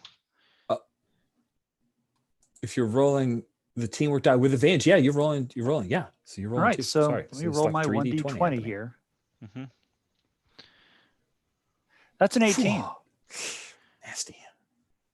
A 10 and an 18. 10. Oh my goodness. So Daniel, you send it, and it's a nice shot, but unfortunately you can't keep hold of it. So it ends up sailing past Josie and slides out into right field. So Jorge Oña has to grab it, and unfortunately he moves on. Yeah, he ends up on third base. And because we're just doing the quick version for the defensive half, he's going to end up scoring on a sacrifice fly. And now at the bottom of the 8th, it is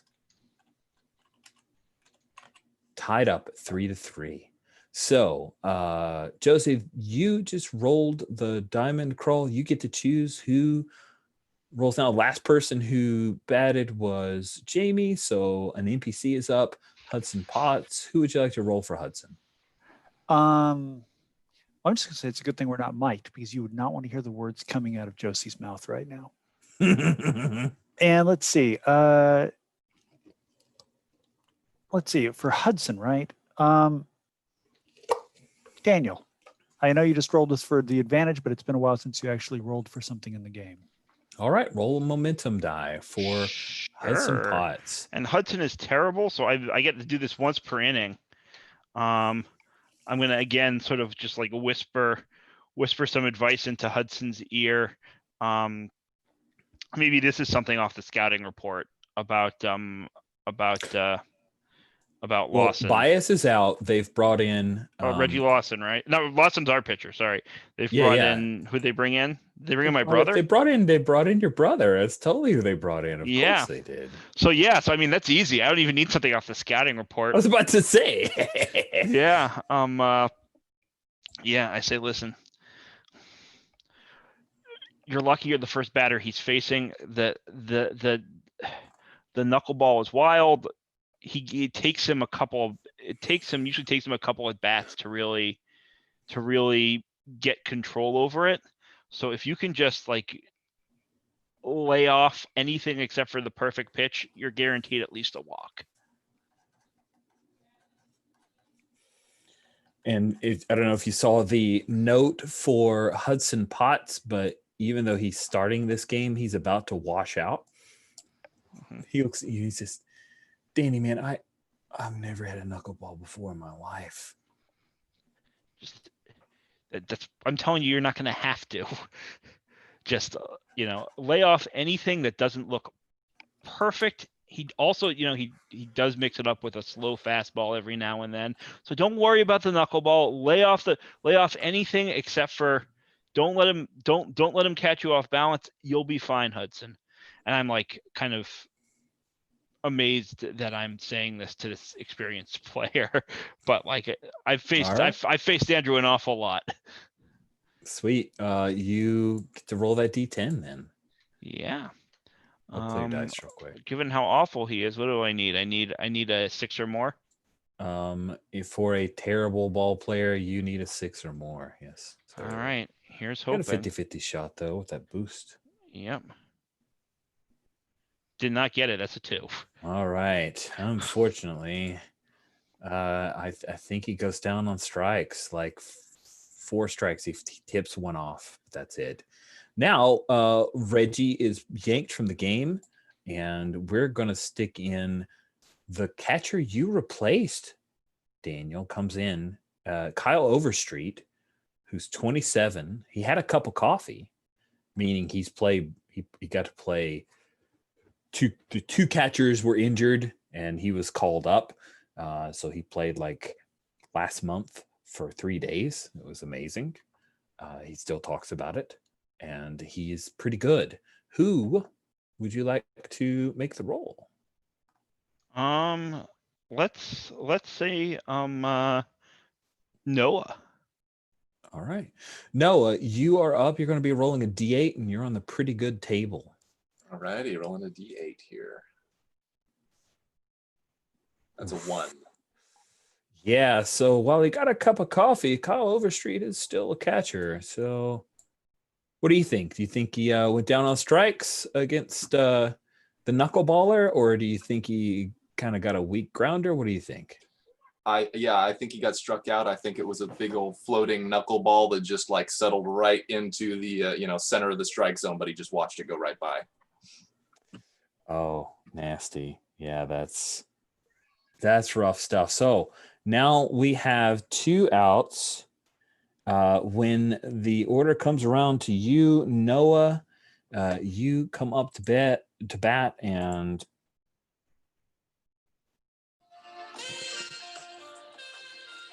now batting, the center fielder, Noah Betts.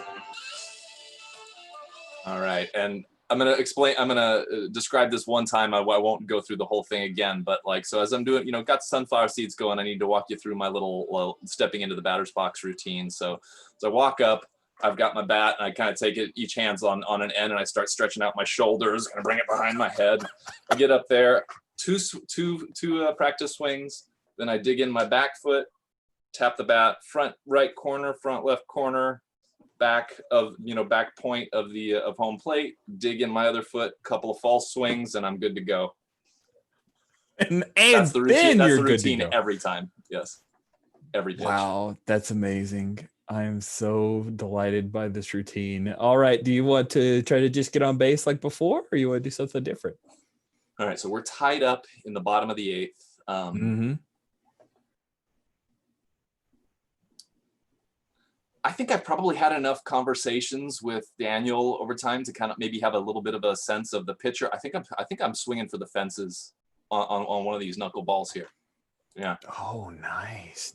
Yeah, I'm gonna try and get us the lead here going into the end of the 9th. Okay, that sounds fantastic to me. And I also have a bonus on the hit die step up. It says when I swing for the fences, I get to step up the hit die twice. Okay. All right. That is awesome. So you're stepping up the hit die twice, but you actually have to get the hit first. Exactly, which I roll at disadvantage, right? Yep, you roll at disadvantage. Now, does anyone want to use a teamwork die so that instead of rolling with disadvantage, Noah's just rolling straight up? Don't have to. Just want to remind you of that mechanic before we move forward. All right, go ahead and roll with disadvantage. I'm going to clear these dice. Okay, here it goes. Let's see. Yeah, 5 and 11. So that is under my hit. That is awesome. All right, both of them under your hit. You get to step up your hit die. It was normally a D6. You get to roll with a D8. I get to roll. I get to step it up twice because of my my class. Yeah. You step it up twice, so it's D10. D10. You need a 3. Well, 2 are better to be on base, Okay. but anything higher than that, you've got an opportunity, real opportunities. Rolling at D10. Let's keep our fingers crossed see here. how this goes. A 7. Ooh, oh, this is perfect for you because you're so fast. Sweet. So this is a double with a triple chance. Ooh. What that means is that it's one of those, it's an easy stand-up double, but if you want to stretch it and you know the third base coach is like to give you the sign. So you need to leg it out. What you need to do to make it into a triple is go ahead and you're going to be testing speed. And yeah, you need to roll testing speed. I'm going to say your challenge rating is a 2. So you got to roll under a 14. Under a 14. Okay. And I think it's one of those things as I'm rounding second, I, like the helmet falls off behind me because I'm just really booking it there. Yeah. I love it. I love it. Okay. A 3. Oh man, that's amazing. So you end up on third base with 2 outs. Head first dive with no helmet. Oh God, I love it. You are so covered with, that's not great. And I love it. Matt Batten is up. Noah, who do you want to roll for Matt? We'll have, how about Jamie? All right, so, Jamie, roll that D8 of momentum for Matt Batten. All right, here we go. You want to roll a 4 or higher. A 6. Okay. So you get a single or a walk. Do you want it to be a walk, or do you think he gets a little seeing eye single that will probably score Noah? Let's say a single.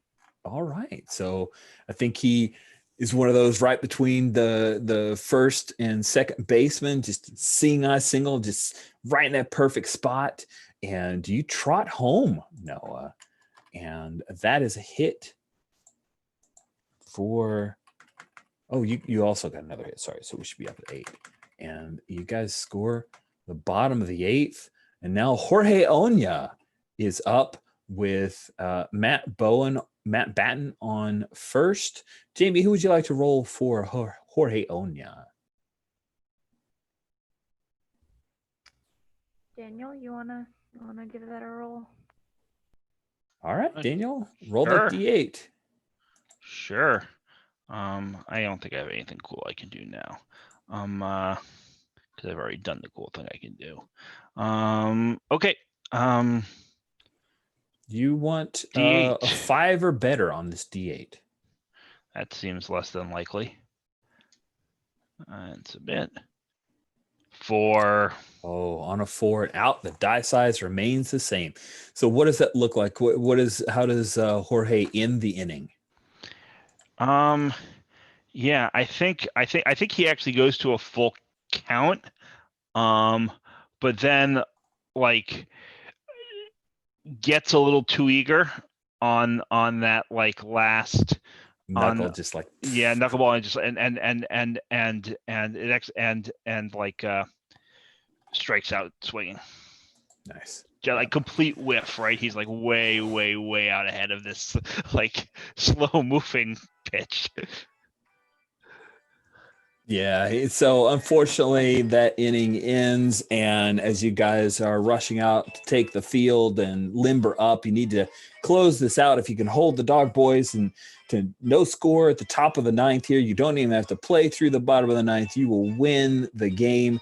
In between here at the top of the ninth, or at the beginning of the ninth, what we have, I think that there is a contest for a car where someone has to throw from the stadium. They've got to bounce a ball into the back of a truck that they just like pulled out into the end. And there's a lady she's actually from Riften, and she's screaming, "Go Dog!" She has like this big bone that she uses to cheer for people. She throws the ball, bounces, and it hits the lip of the gate of the truck, and then it bounces out, and it does not make it in. She doesn't get it, but she does get some nice goblins merchandise. She doesn't seem terribly impressed by that. And so at the top of the ninth, Daniel, I think you had the last roll. So who would you like to roll for the opposition half, the defensive side? I think it's Josie. All right, Josie, roll a D12 and a D8. You want to roll high. I'll clear that real quick. D8. D12 and a D8. Yep.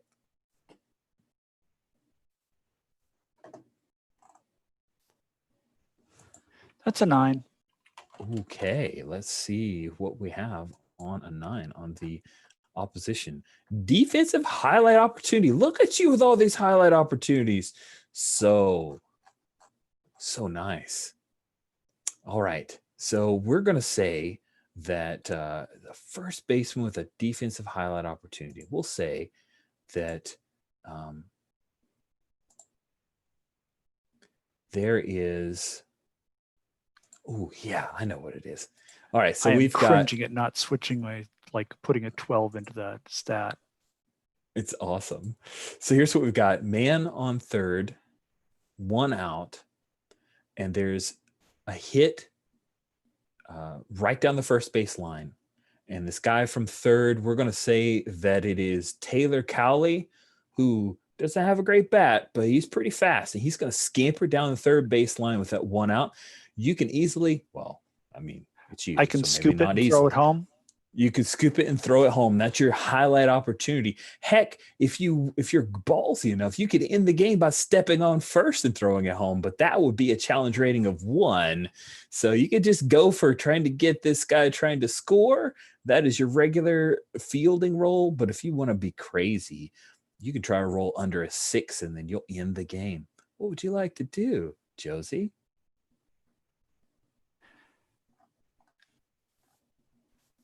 I'm kind of curious, this is a team sport. Mm-hmm. What would the rest of you like me to do?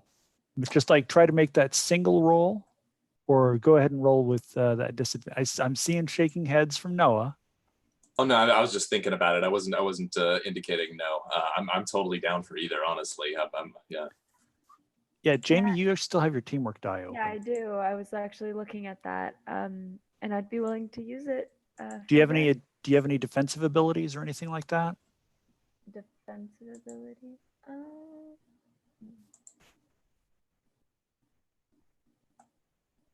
I mean, I can test likability instead of fielding to make a showy defensive play.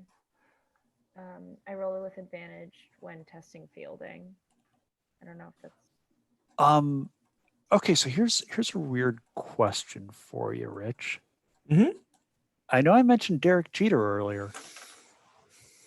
Do you think maybe that Jamie can rush over and backstop it if I bobble it or something like that? Like somehow she just knew. It's like an excuse for how you're getting the teamwork dice help. Yeah.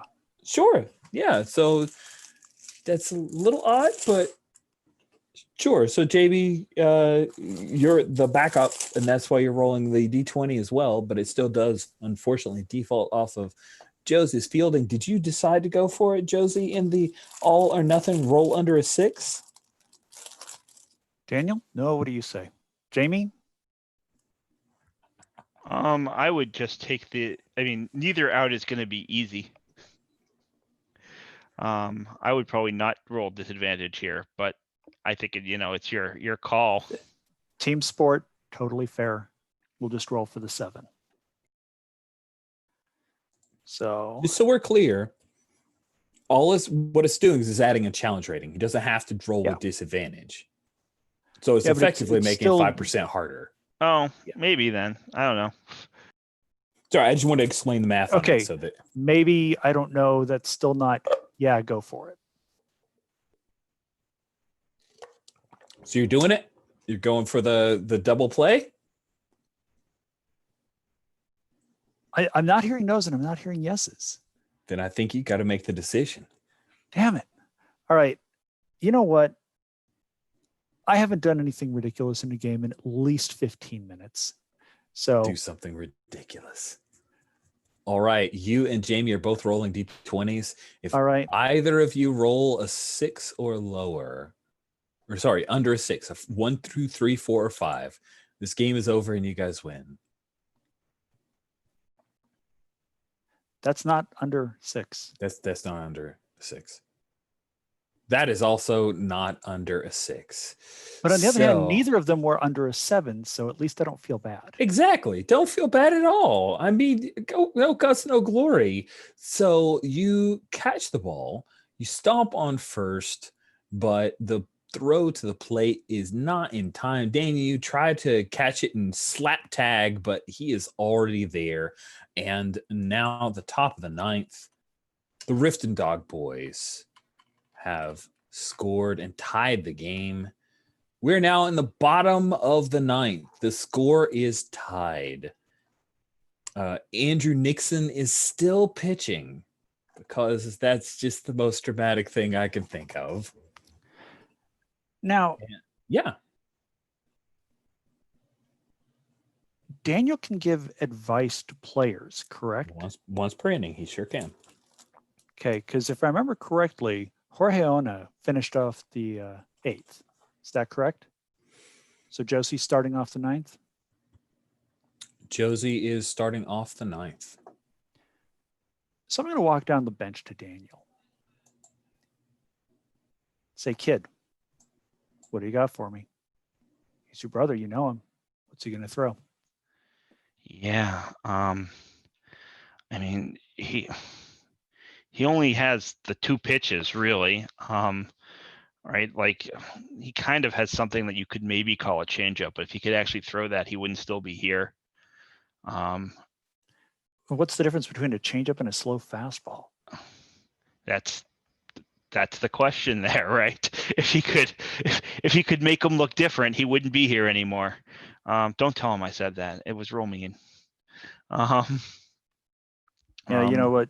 I'll save it for Thanksgiving dinner. How about that? Yeah. So just the knuckleball's been real good. He doesn't really have he's pretty Where does he good. like to locate the fastball? He likes it high, but if what you want to actually do is he likes to put it high. But I feel kind of bad. Like there's I feel worse telling you like how to beat him than I did telling you how he sucks. Right. And I sort of, but yeah, if you wait on the high fastball, he will throw one eventually. But he could throw, if you're not swinging at the knuckleball, he could throw 3 in a row. So. All right. Good talk. By the way, start doing yoga. It'll save your knees. I get up and do a little stretch.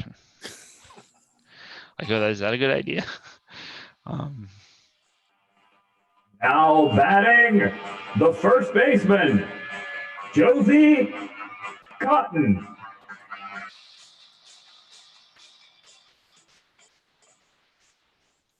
So I already rolled disadvantage, and we are not being tied is not behind, correct?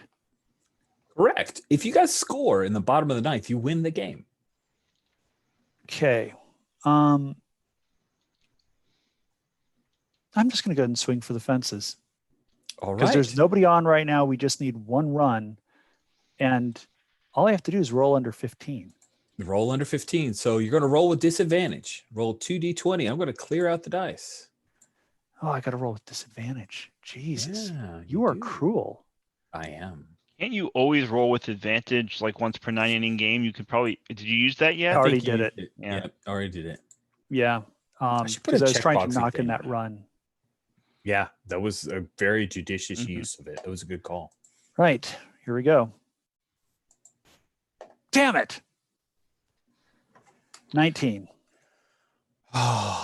Okay, so yeah, I think the knuckleball just got you. There was a point where he swung real hard and it just didn't work out. So that is an out. Now Alan Cordoba is up. Who do you want to roll for Alan?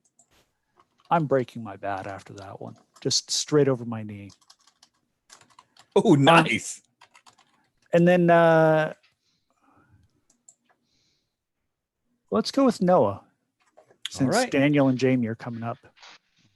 No, you're up. Roll that momentum die for Alan Cordoba. Yeah. Oh no, but he's definitely getting it stepped up with just like a word from me. Nice.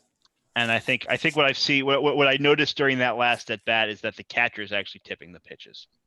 Nice. And when you go over there to talk to him, you actually hear, "Hey!" It's your brother. He's on the mound. Won't you let him hit? Stop cheating. I shrug. I'm still intimidated by him a little bit, right? Like Yeah, he's you my should. big brother. He's mad, man. He Yeah. doesn't want to lose this game. Yeah. I'm I going to just step sort of up like to point the out- edge of the dugout and point a bat at your brother. Oh man. Oh, man. We don't need any violence here. It's okay. Andy, I'm gonna sit back down. I kind of whisper in Matt's ear, the catcher's framing him. Just watch out. Okay. You Cool. can. And I think Josie, when you're like up in the dugout, he goes, "Hey, sit down, old lady, just like I sat you down a minute ago." Oh God.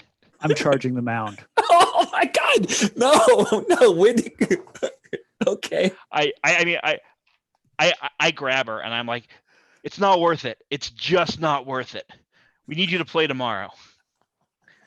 And you can like do that. I'm sort of like indicating you like do that. I'm gonna get Oh, that's great. That's great. Sweet. If you're okay with it, let's go ahead and unless with if you Alan want to Cord- break free, you can break free. I just wanted to sort of like give you the opportunity not to.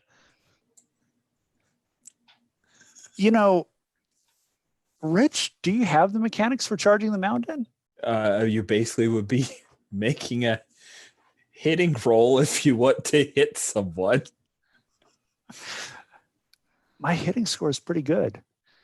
Chances are that you will be able to hit him in the face. If you what really the- want to do it, you're going to get thrown from the game if you do it, but you haven't been that super helpful for the team anyway, so. I knocked in a run. I feel what, like No, what kind of suspension would I be looking at?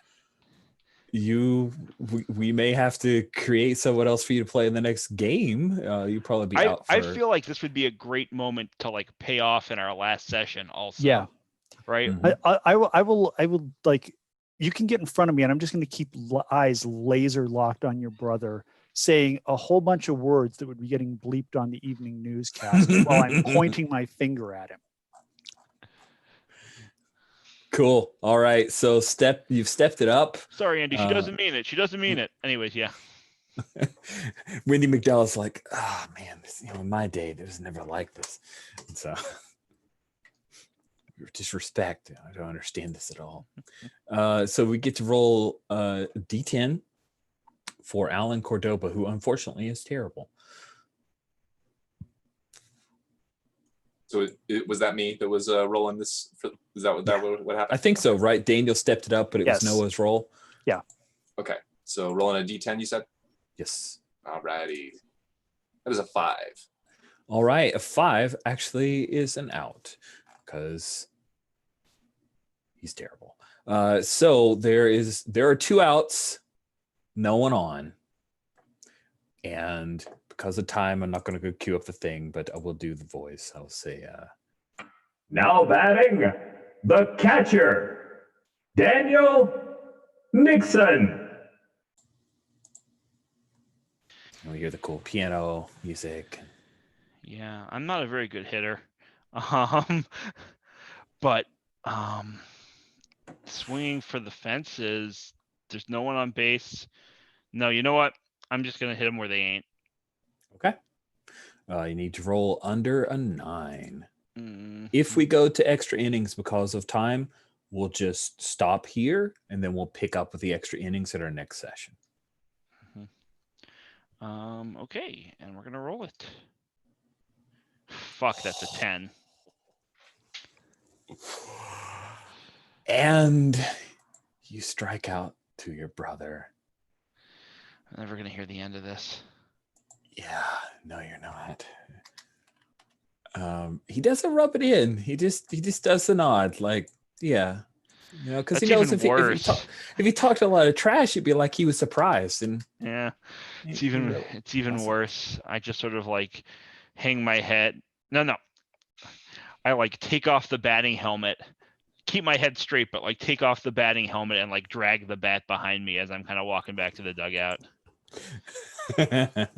Nice. So with Daniel Nixon trudging back, you get tossed your mitt and the bat boy. Do we want a bat boy or a bat girl? We have like half and half for genders for player characters, so I'm cool with whatever you guys will. All right, so the Batgirl comes up with your gear. Daniel starts trying to help you get dressed, and that's where we will call tonight's session. So we're over time. Anyone who needs to go. I know that it's an hour later for East Coast, so it's like 11 o'clock. So sorry for the time going over there. I usually am able to keep things a little better at time. If anyone would like to stick around, I would love some first impressions and a little bit of stars and wishes. That would be super helpful for me. But there's some more folks you can remember it next week if you need to go. That said, I'll pause, and if anybody needs to go. All right. So we'll start with wishes. We'll go around, do wishes. We'll do it in snake order. So whoever goes last on wishes goes first on stars. With wishes, I'm primarily looking for feedback of it would be nice if the character keeper had X, or I didn't understand how Y worked. Can you make sure that we kind of focus or shine a spotlight on that early next time? That would be great for me. Anything along those lines for wishes. Who'd like to go first for wishes?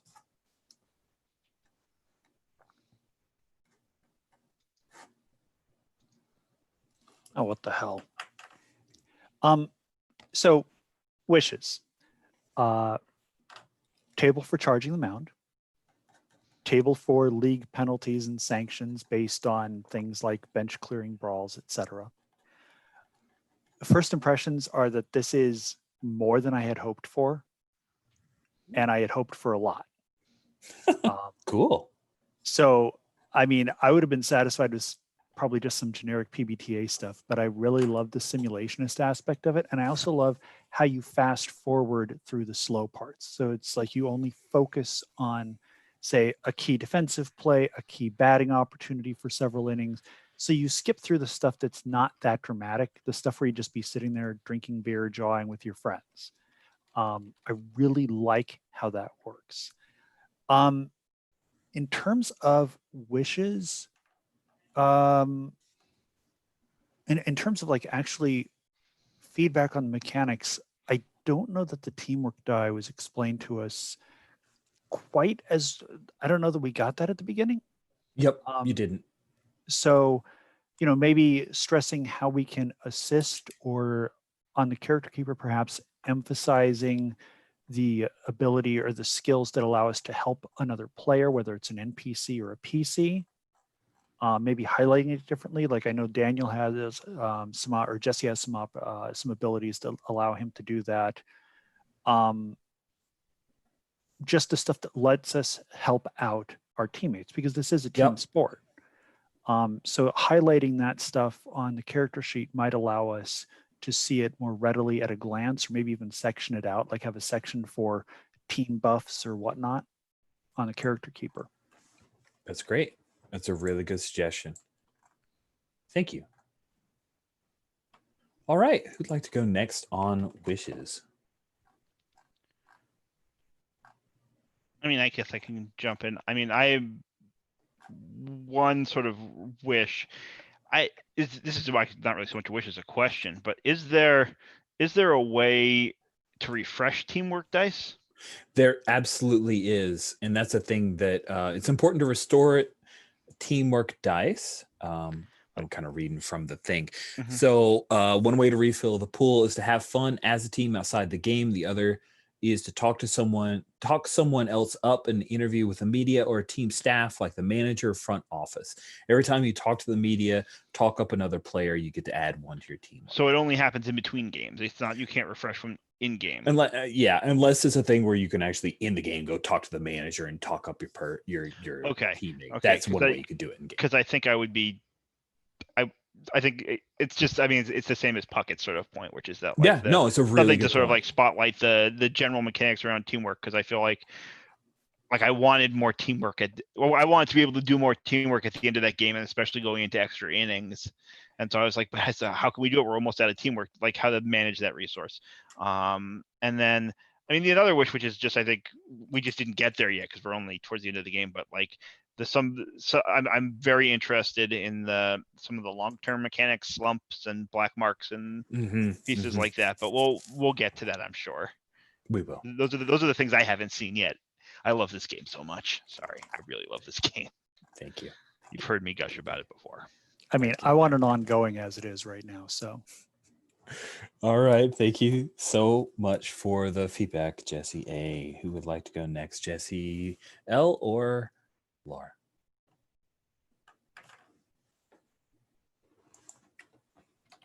Roll a die. Okay, go for it, Jesse L. I'll jump in. All right, so that we can move.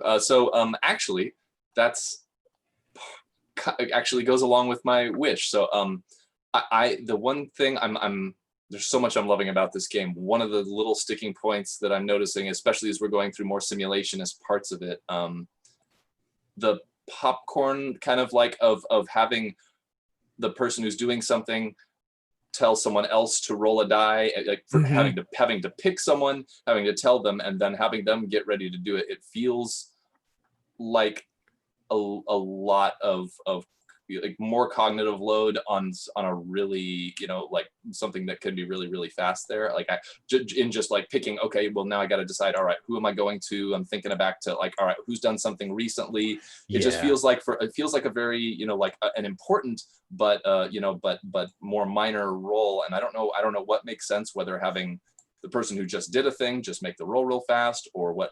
I don't know, but for me that felt like it slowed stuff down just a smidge in a way on something that I don't feel like needed to be slowed down, if that makes sense. No, it makes a lot of sense, and I felt the same too. In fact, it slowed it down to the point where there was a point where I said, wait, I don't even know who's supposed to roll now, because we had like a couple different permutations of conversations there. So yeah, that's astute feedback. I appreciate that, Jesse. I'm going to give that a think.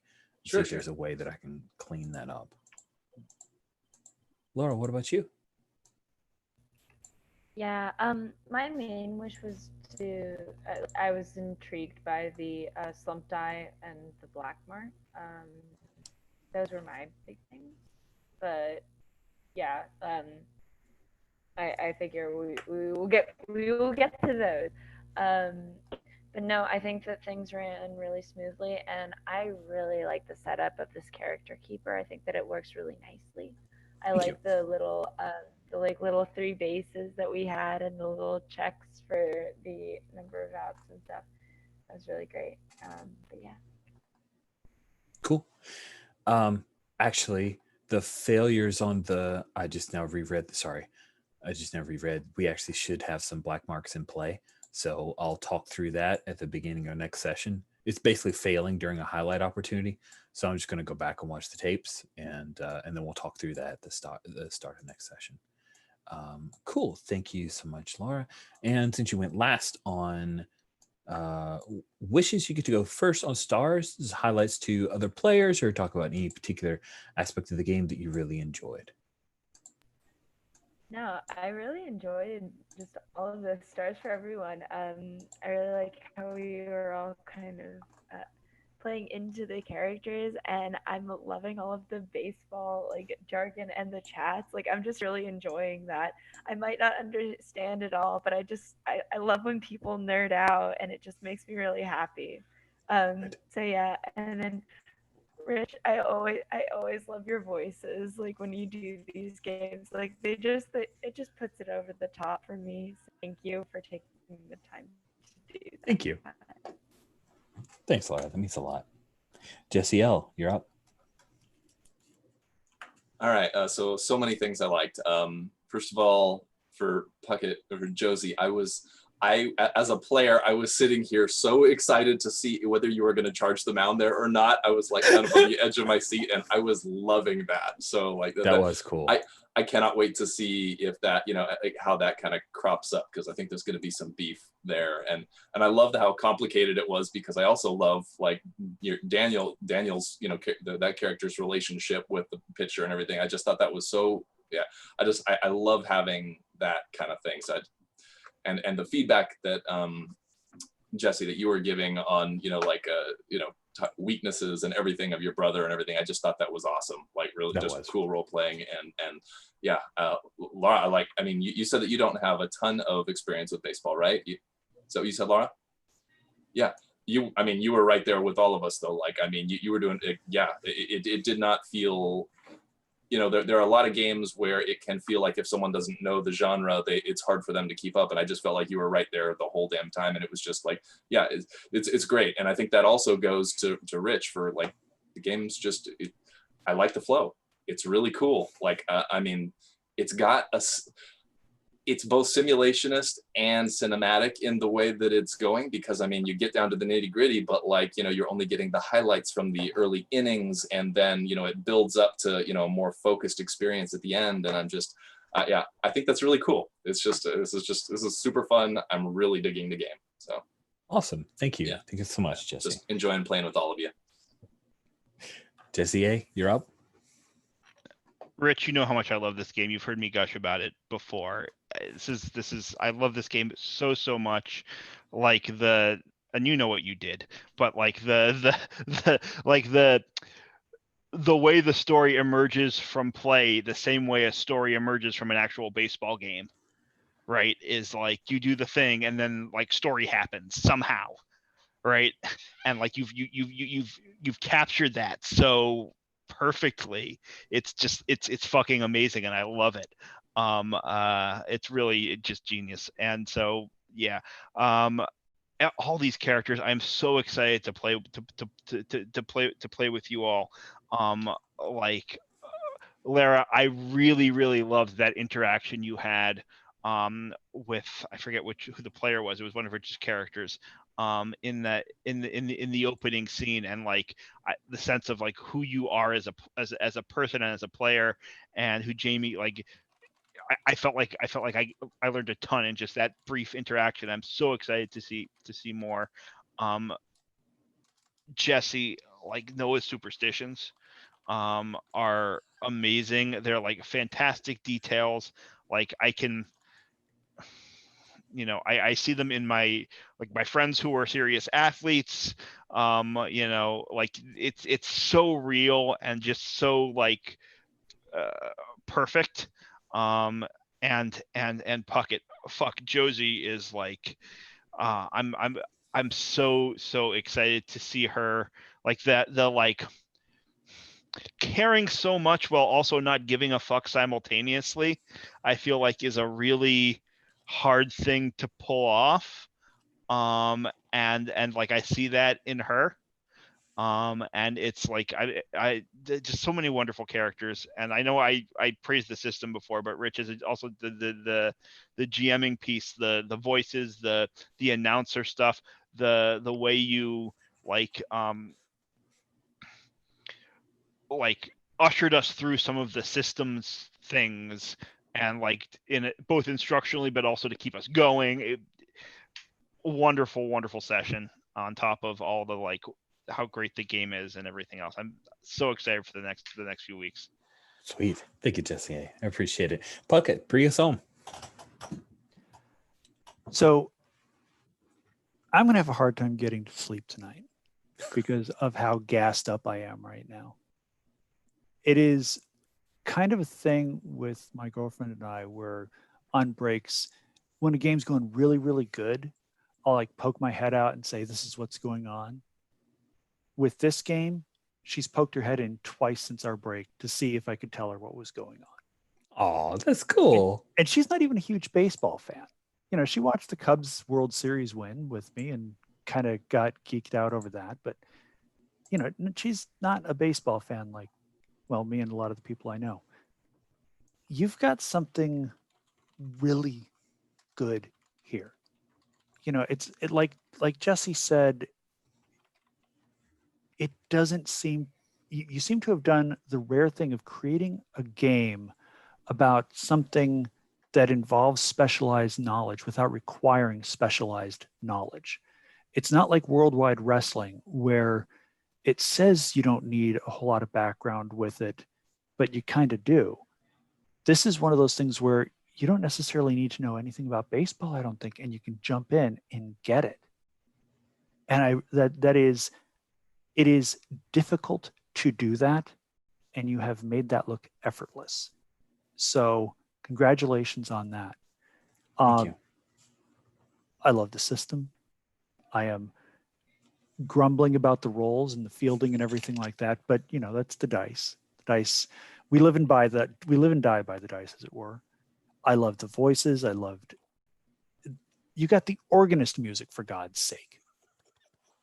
So, I mean, you got all these little details just perfect. And, you know, it's one of those things like, honestly, when you actually do write this up and you start releasing it or putting it out for people, you might want to include a section for GMs on where they can find like the organist music, things like that, how they can add it to their game, just to kind of add to that authenticity. Jesse A. I love how kind of timid and tentative Daniel is. And it's like, you know, he's basically a kid who's been thrown into this situation with people who are older or looking at him. And it's like, what you're 18. What do you got to offer me? Type thing. Can't wait to see what's going to happen to him. Got a couple of ideas, but, you know, can't wait. Laura, I loved how kind of vaguely hippie-ish Jamie is. This kind of, there have been so many characters in baseball like that, like Doc Ellis, like Bill Lee, a guy who literally quit baseball because his friend got cut from a team and he's just like, I don't want to play anymore. I'm done. And you're tapping into this spirit of the weird and the wacky. That is one of the things that I absolutely love about baseball. The freaks who just absolutely don't care and they do their own thing. And it's just, it's hitting a sweet spot for me because, you know, everybody loves players who can hit or who can pitch. I love the players who got weird and weren't afraid to be weird. So that's, without even knowing it, you've already created a character that's very near and dear to my heart. And then Jesse L. I love that kind of, just the superstitions you've thrown in. I mean, the ridiculousness of it. It's like, what's next? Are you going to start eating chicken before every game just because Wade Boggs did? You know, what else are you going to add to this list of superstitions? You know, is it going to turn into stuff at home? Are all the lampshades going to have to be turned a certain way? Like you can't see the seam in it. I can't wait to see where that's going to go. Because along with that, it almost seems like there's a little bit of arrogance to Noah. Like kind of like, I'm a hot shit kid.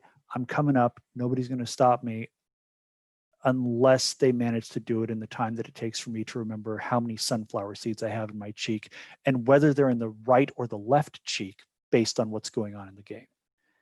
So I like that too, because that's very much an archetype that you get into, especially when you're that young and can't nobody tell you any different, right?